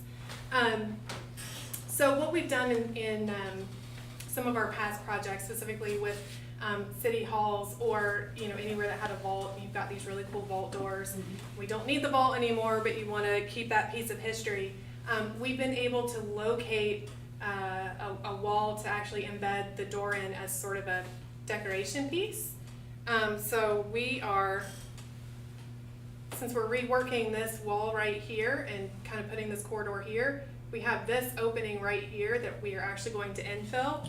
That'd be a great spot right there for the vault door, right when you come off the elevator, and it's a nice little piece of history and a nice little display piece. So that's our latest idea. Super cute building. Thank you to that. I know. It's from our, we've all lived with this building for a long, long time. We've all been in and out of it for a long, long time. We understand it pretty well. We've had a lot of time to look at the structural analysis, a handful of years to look at that, and all the preliminary ideas. And I think that the larger council chambers is essential to this design, and I'm glad that the vault could be removed. I even like that idea of flipping the orientation of the council chambers. I didn't thought about that. That's all. One of the main reasons that we did that is because the strong backlight from the windows washes everybody out. Yeah. On camera and in person, so we said, well, move it to where the light shines on people rather than behind them.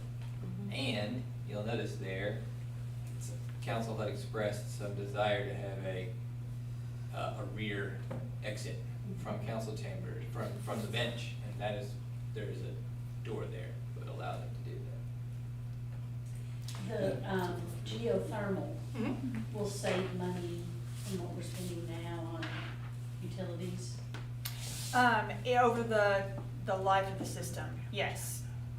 Initially, that system does cost more, and so Mhm. it is one of the items that is on our list to look as we look at budget and get a CN on board. But yes, over the life of it, it will. We try to look at total cost of ownership over time. With the initial cost is really high, it's sometimes hard to do. But over the whole cost of ownership, I'm sure that's correct. Are there like incentives to do things like geothermal where we get money back for doing environmentally sensitive things or? It's just the utility costs that I'm aware of at this point. And those are savings, that you'll see, I think, faster, than you would think. I mean, you'll see those utility bills go down from what you're spending now. So you'll start to see that savings, immediately. It just, over the lifetime of the system, pays you back and then some. Your company really prefers to do that kind of engineering. LAS as a whole, we integrate sustainable design, sort of as a standard, across all of our projects. And then I know, CMTA, I don't even think I know how many geothermal well fields and projects you guys have done. It is Plenty of them. Yes, but it is a lot lot. of holes in this area. And Kentucky is great for that. It's not so good when you're digging a hole for your building foundation and you find a cave. I have dealt with that, which is no good, but the limestone nature of Kentucky is great for geothermal because you get that with your wells that are 300 feet deep. You can really take advantage of that. So that's one place where the stone nature of Kentucky really helps you out. I have a question about cost. You say it's 9.1 million and that cost is without the overruns with the second and third option, is that correct? Correct. And so when we choose to go forward with this, like when we built the house, we weren't surprised at the end. Oh. Is that how this is going to be as well? The cost overruns will all be expected on the front end? That is what we're hoping, and that's why we want to build in the alternates, so that we can have a base project that we know incorporates all of the program and as much of the wish list as we can. And then we have our kind of big ticket items that if we come in where we need to, or a little bit under, then maybe we can add a little something extra. But that's the point of trying to have those alternates built in from the beginning, is anticipating those cost overruns, so that the base part of the building remains the same and allows you to do what you need to within the budget. And then the alternates are sort of the cherry on top. So 6 months in, price of lumber, steel, nails, whatever goes up. The contracts are locked in, so as soon as,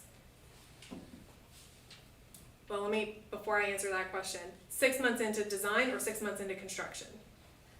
Both. Okay, Yeah. because there are a couple different answers. So 6 months into design, that's part of the benefit of having the construction manager on board, is they are basically continuously pricing this as we go, so that they can reach out to local subcontractors, make sure that they know how the market is going, so that we can incorporate that into the design instead of react later. As far as into construction, so once the project bids and it's under contract, that's the price that it is. So if there are changes, if we find something in the building that we didn't expect, if there are changes, if you'll decide we want to take out the flex space and make council chambers that whole, if there are changes like that, that might be additional costs. But as far as the cost of materials goes, those are locked in by the contract once it bids. And The once, dreaded change orders is what you're. exactly, and a change order would only come, just to clarify, based on a change in scope. So what Elizabeth's saying is, once we've got that construction manager under contract, he or she will hold all the contracts with the subs. So there, if it comes in over budget, the construction manager's the one at risk, not the city. So unless there's a change in scope, we won't, knock on wood, have any change orders like that. Correct. And that's why we also want to look at alternate materials during design to make sure that if we need to make a change, that we do it now while we can account for it, rather than it bids and then we have to make a change and redesign something. We don't want to react to it later, we want to incorporate it now. I asked this question to the architects and the construction manager that we're negotiating with. Will there be a point before we go out to bid that we have a better idea, a firmer idea of our budget? And they said, yes, definitely. And that's the function of the construction manager saying, hey, this material that you have spec'd out for the roof or the ceiling or whatever is unavailable or astronomical. How about this? Yep. And we'll do an estimate essentially after each phase, and then about 90% through construction documents, we'll get our guaranteed max price estimate from the construction manager, and that is what our sort of final budget that we are working towards with regards to bidding. We want it to stay around that 9.1 million. That's our goal. Thank you. Elizabeth, a quick question about lighting through the building. Will any of it be motion detected type lighting where it comes on as you walk through the building, or? Occupancy sensors will be added in locations as code requires. And then will some lights have the ability to dim, you know, if, and then in the council chambers, right now, there's kind of like an elevation change, I guess, so people can kind of see better. Will that be the case in the council chambers here? It will. So right now, gotta switch my pointer here. Well, imagine. So right now, the bench is sort of playing similar to what you have now, where you step up to get on that. So with the door that we're showing to exit out of the back of the bench, there'll be an elevation change between that and the flex space. So we're actually looking at possibly shifting that door to the other side. We'll also have to have a closet in that flex space for the mechanical unit for that side of the building. So incorporating this sort of back rectangular piece that has the closet and then the door out and then a small ramp down to accommodate that level change. Or a step down, but we're trying to maintain accessibility throughout the building, so. Mayor, several questions. Just sitting there thinking that the last big project that we had as a city was, I guess, the police department. And I know several of us were sitting here at the time.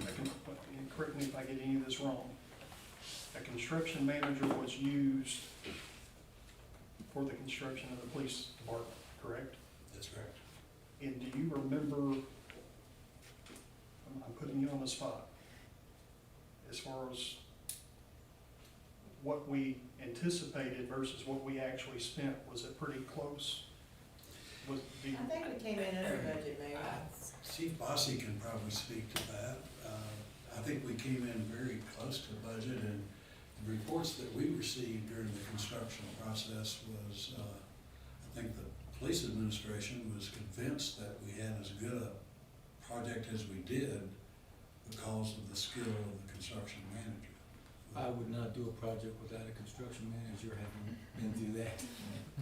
I want to also add that when we did it with the police department, it was sort of a construction manager light, because we didn't have a construction manager at risk contract. We had a construction manager after the fact. So we bid it out, got bids, and then we hired a construction manager to keep it on budget, on task. This is construction manager full bore, where they do some of the cost, the what do you call it, the value engineering and the things like that before it goes out to bid.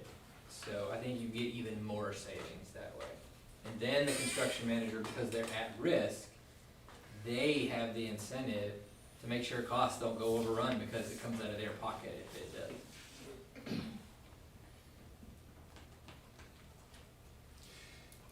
So we move forward, Elizabeth, at what point would the council expect to know firm numbers and award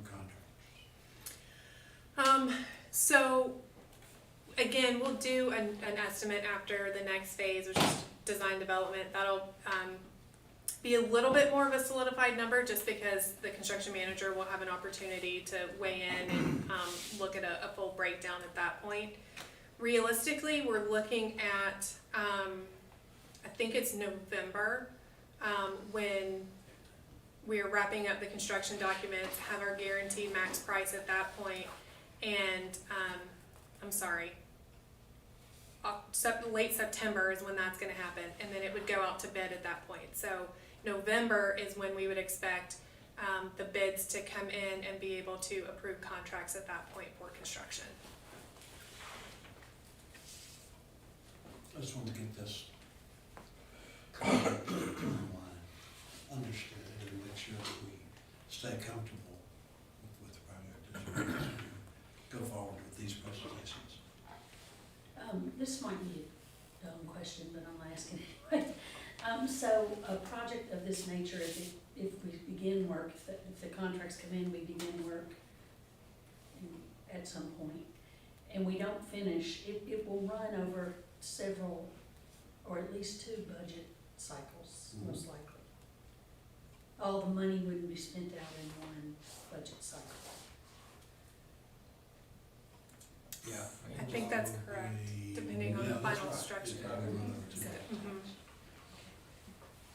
And again, the construction manager will do a detailed construction schedule that itemizes everything, and we can look at the critical path of some things. You know, we might need to order some equipment early to make sure it's here in time, or other things to try to expedite that schedule to fit it back down to where we think we could fit it in 12 months. We'd love to do that. I feel like every week we learn of some other material. Right now it's concrete. Heard about that today. That you can't get. Yep. So, you know, it just seems like things keep changing. So that's why we've seen our construction schedules stretch on average about 4 months from what we would typically expect. Steel's about to be in the same shape. So, Devin, Andrew, at this point, we've had our City Hall schematic design presentation. What step is required of the council now to move forward with our process? I think the critical thing tonight was to make sure that council didn't see something and go, I don't like that. And we will have opportunities in the future for tweaks, but we've spent the last 4 or 5 weeks or so kind of refining the design, changing around the council chambers. We realized the programming that we had in place today and the future programming required some changes to office layouts, and I think they did a really good job of making that future-proof. So I think today the idea is that you all would you don't have to do anything official, you don't have to do anything formal, you just have to this is your opportunity to say, you're getting ready to enter the full design phase, we like the design, more or less. Yeah, I think that's right, and we can send this presentation out, because obviously it'll be nice to be able to zoom in on some things and see some of the narratives with the presentation, and if you have comments in the meantime, please send them our way. But like Andrew said, it was just an opportunity for somebody to chime in and say, you're headed in the wrong direction or not. So from our perspective, we are continuing to negotiate for the construction manager contract. Elizabeth's team is helping us with that, which is incredibly helpful. They'll be working hand in hand through this process. So I think at the very latest, I mean, it'd be great if we could get that negotiated and get a special call meeting to get that ball rolling, but at the latest, that'll be on your agenda June 13th, I would anticipate. Mayor, I've got one more question, sorry. Sir. I think within the past, I think maybe about 45 to 50 days ago, I guess, some communication was possibly sent to one or more U.S. representatives in Washington that represent Kentucky. Not sure how to word this. Yeah, Congressman Barr made the opportunity available to us to submit projects Okay. that could be sent forward for funding consideration. And we submitted two. We submitted the City Hall project, and we submitted our sewer, our wastewater one project. I had a conversation with Representative Barr, and he just point blank, which one is the most important? And we talked about it and decided that the decision had to be the wastewater plant. It was essential to the future of the community, and we were rolling the box on it. And we decided if we had to pick one, it had to be the sewer plant. So it is still under consideration, and it has gone to another step of consideration. But we sacrificed the City Hall project to get that done.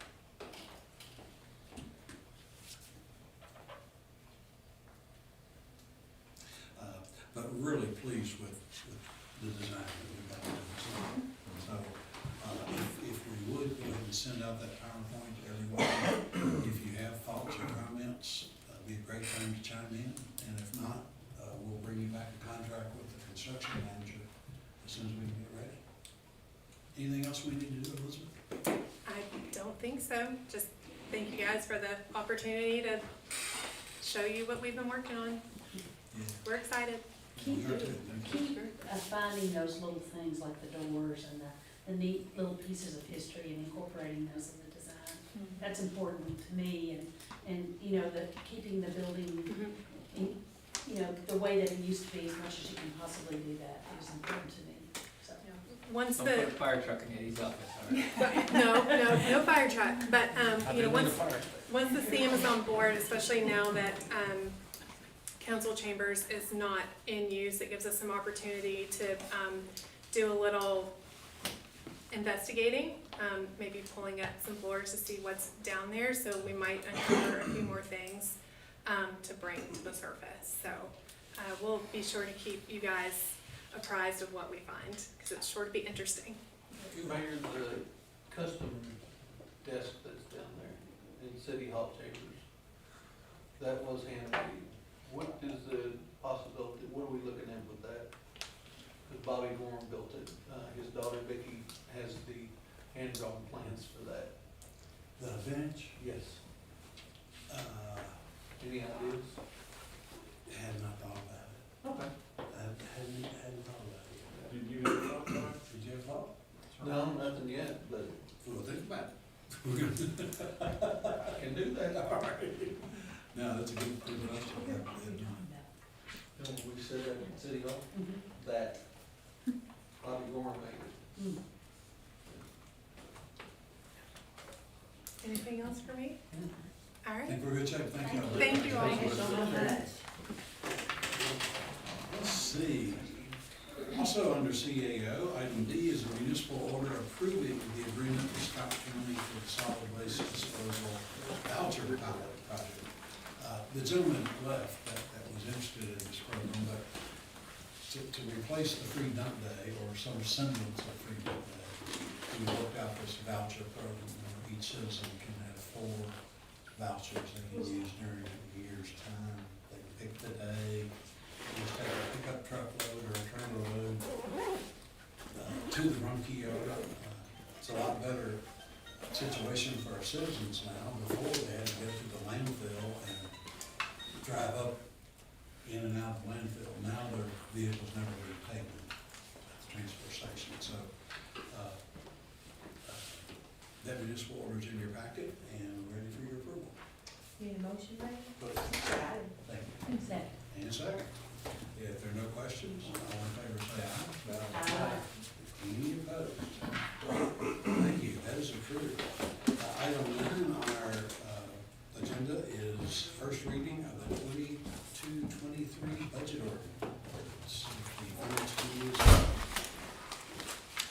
An ordinance of the City of Georgetown, Kentucky adopting the annual budget for the fiscal year period July 1, 2022 through June 30th, 2023 by estimating revenues and resources and appropriating funds for the operation of city government. Summary. Adopts by incorporated exhibit, Section 1. Adopts by incorporated exhibit the fiscal year 2022-2023 budget of the City of Georgetown, Kentucky as follows. Governmental funds. Prior year revenues. $20,247,021. Revenues. Municipal taxation. $2,875,000. Licenses and permits, $24,837,011. Franchise fees, $1,932,000. Fines and forfeitures, $102,400. Intergovernmental revenues, $8,047,983. Charges for service, $1,485,237. Other revenue, $24,300. Other financing sources / transfers, $29,118,594. Total city revenues, $68,422,525. Expenditures, general government, $2,014,100. City council, $183,806. City clerk, $297,235. Police, $9,941,649. Public Works, $5,158,058. Fire, $9,076,069. Code Enforcement, $394,761. Building Inspection, $603,063. Dispatch / telecommunications, $2,592,879. Utilities, $904,000. Community Services, $3,481,223. Interlocal, $7,582,236. Capital outlay, $33,953,674. Debt service, $1,136,455. Transfers to other funds, $11,193,521. Total city expenditures, $88,512,729. Proprietary funds, revenues, $2,200,000. Sanitation, $230,000. Cemetery, sanitation, $2,200,000. Cemetery, $230,000. Intergovernmental revenue, $135,390. Other revenue, $6,000. Other financing sources / transfers, $795,617. Total proprietary revenues, $3,367,007. Expenditures, sanitation, $2,200,000. Stormwater, $655,227. Cemetery, $511,780. Total proprietary expenditures, $3,367,007. Section 2 authorizes the mayor, except as provided in the Georgetown purchasing policy adopted in Municipal Order 11-028, to enter into any contracts or agreements necessary to fulfill the operation of city government within the allocations listed in this ordinance. Section 3 provides that if any section, subsection, sentence, clause, or phrase of this ordinance is for any reason held unconstitutional or otherwise invalid, such infirmity shall not affect the validity of the remaining portions of this ordinance. Section 4 provides that all ordinances or parts of ordinances in conflict with this ordinance are hereby repealed. The full text of this ordinance is available for examination in the City Clerk's Office, 100 North Court Street, Georgetown, Kentucky 40324, or at www.georgetownky.gov. Publicly introduced and read for the first time May 23rd, 2022. Thank you, ma'am. First reading seems deceptively simple. A lot went into that. So, thank you to the committee. I have one question. Andrew, were you able to figure out that discrepancy? I was gonna have the mayor explain it. Okay. Chop first. Gotta get closer. You talking about with the council? Yeah. So, first I want to point out that Stacy's here by Zoom. Oh, good. But Stacy is under the weather, and we encouraged her not to come to the council meeting tonight. She signed up by Zoom if we have a technical question. she can't hear anything you're saying, so Yeah. whatever you ask, I'll have to repeat it back to her. But I think to answer your question, all those issues are in the printout. The budget itself, what Devin read, accurately reflects 8 council positions, not 7. But if you look at the budget worksheet, which we have a brand new accounting system, which Stacy absolutely loves, but there are some printing issues where it tends to cut a few things off and also add things in. we'll have to work out, but all 8 positions are funded. She said she went through it and there are a number of things like that, but all of the amounts are correct. Okay, great. We were sure. Yes, I don't know if you all can hear me, hopefully you can. It's just the personnel spreadsheet that's missing a few things, so I'm gonna get with my software company, tomorrow and make sure we get a corrected personnel spreadsheet printed out, to email to all of you, but the budget itself is correct. Okay, well, Greg, Thank you, Stacy. close look at that. There's only 7 of us budgeted for it. Okay, well, thank you. And Stacy, you're free to turn off the Zoom now if you like. Thank you. Item 10 on our agenda, which is related to the budget, under Human Resources, is the first reading of an amendment to the Personnel Ordinance. And this addition to the Personnel Ordinance will add a part-time dispatcher and the Director of Affordable Housing and Homelessness Prevention. Sponsors, Ms. Hendrick and Ms. Mitchell. An ordinance amending section 2-111 of the Code of Ordinances to add 1 position of Director of Affordable Housing and Homelessness Prevention to the general government and 1 position of part-time dispatcher to dispatch. Summary. Amend section 2-111C of the Code of Ordinances to add 1 position of Director of Affordable Housing and Homelessness Prevention to the general government and 1 position of part-time dispatcher to dispatch. 2. Provides for repeal of inconsistent ordinances, severability of provisions, and an effective date upon passage and publication. The full text of this ordinance is available for examination in the City Clerk's Office, 100 North Court Street, Georgetown, Kentucky 40324, or at www.georgetownky.gov. Introduced and publicly read for the first time May 23rd, 2022. Thank you, David. And to update the council, Judge Covington brought the position of Director of Affordable Housing and Homelessness Prevention before fiscal court, and it passed.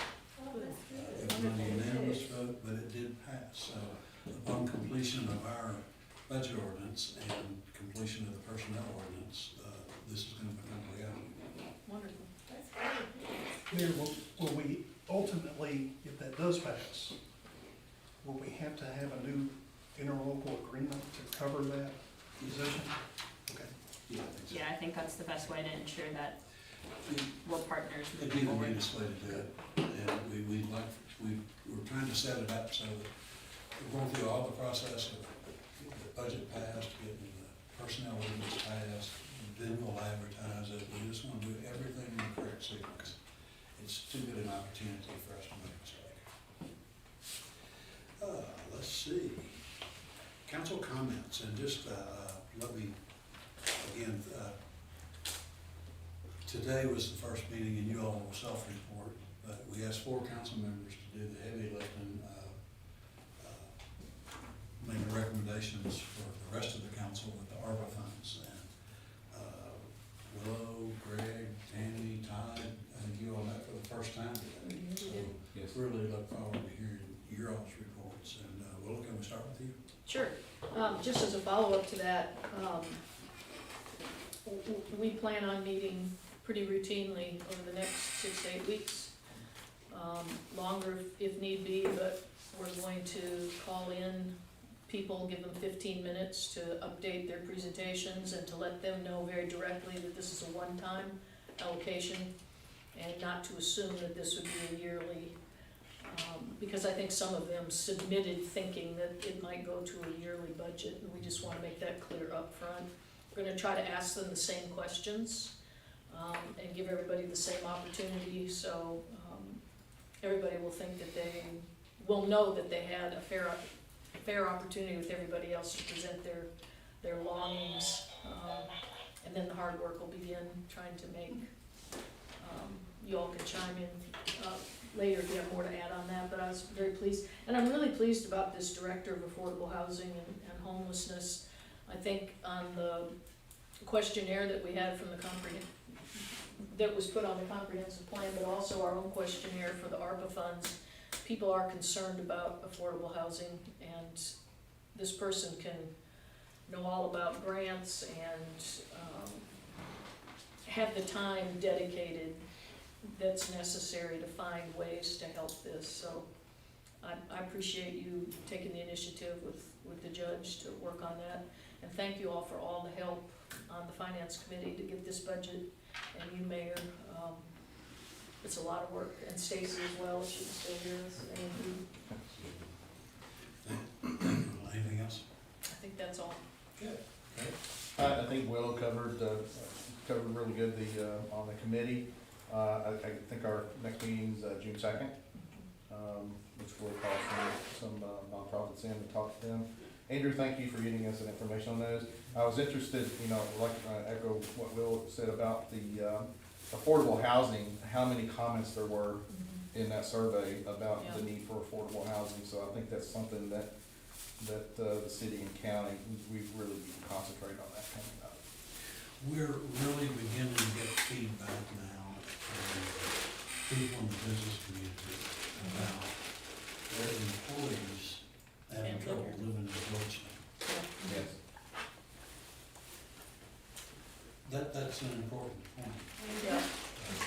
When workers can't afford to live in the community that they work in.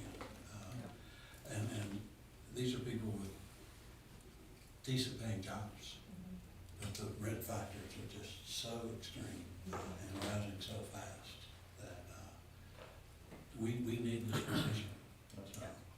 Also, I will share that survey results with the whole council. I actually meant to do that and forgot, but I took what we got from our own website survey and the questions on the comprehensive plan that we asked to be included for ARPA money. We'll send that out to you all.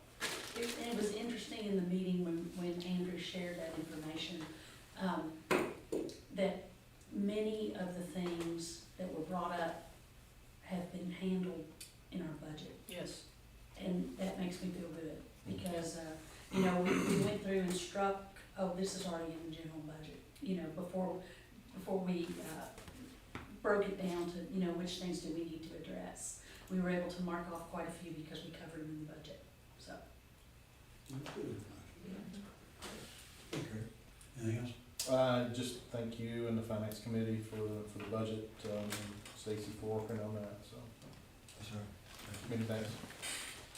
Mayor, I want to thank Elizabeth, Brian, and Katie. Did I get that right? Nailed it. For your all's effort, and it's really good to see the passion that you all have. I don't know if all of you are engineers, but sometimes engineers and CPAs don't have a whole lot of enthusiasm.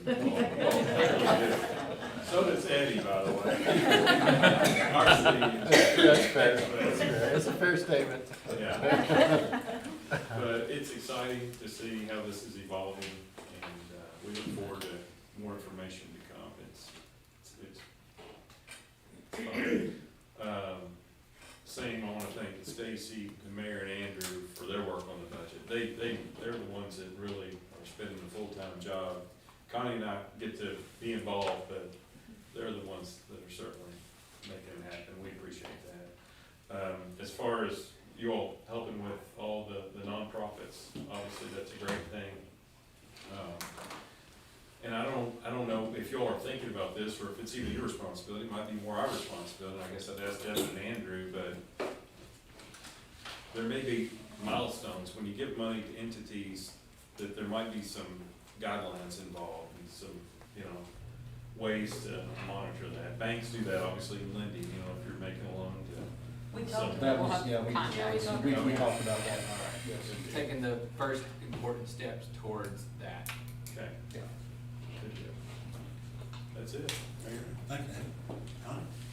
Mayor, I'd like to thank you for all your hard work, Stacy and Debbie, pretty awesome with the information you give to us and stuff. And thank you guys too, you made it really enjoyable. You did really well keeping it condensed. I tried. I don't know how condensed I kept it. It's pretty exciting, actually, something come together that we've talked about for so long. And other than that, I apologize. I hope, Willow had a great time in Hawaii. I did. Awesome. That's my bucket list. Thank you. But other than that, thanks everybody for all your hard work. Appreciate it. Todd? It was a great job on the budget to everyone.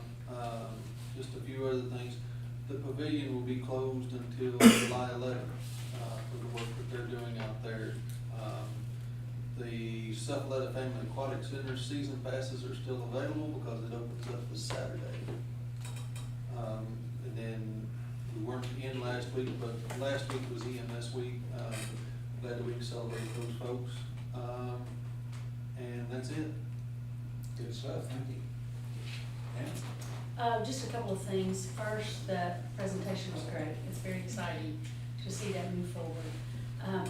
Second, Connie and I have our last Citizens Police Academy session tomorrow night, and then we get to graduate a week later.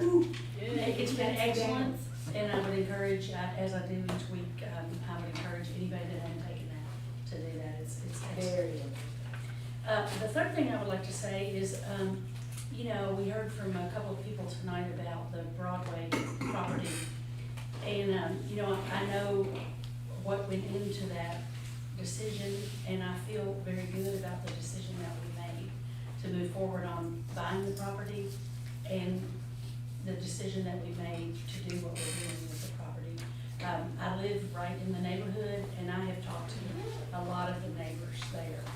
And the neighbors are very excited about a park and something, you know, fixing up that corner that looks so ragged right now. And it was our intention to refurbish the house, but as a solid citizen and council person, it would be the wrong thing to do to spend that amount of money when we have so many other needs in the community to do that. And I feel good about the decision that we've made. I always hate to tear a building down, but I really look forward to what that's gonna look like. So, that's it. Okay, you're good. If there's nothing else to come forward, council rules. Adjourned. Joe, this is affordable housing. The last thing you should be doing is demolishing a house.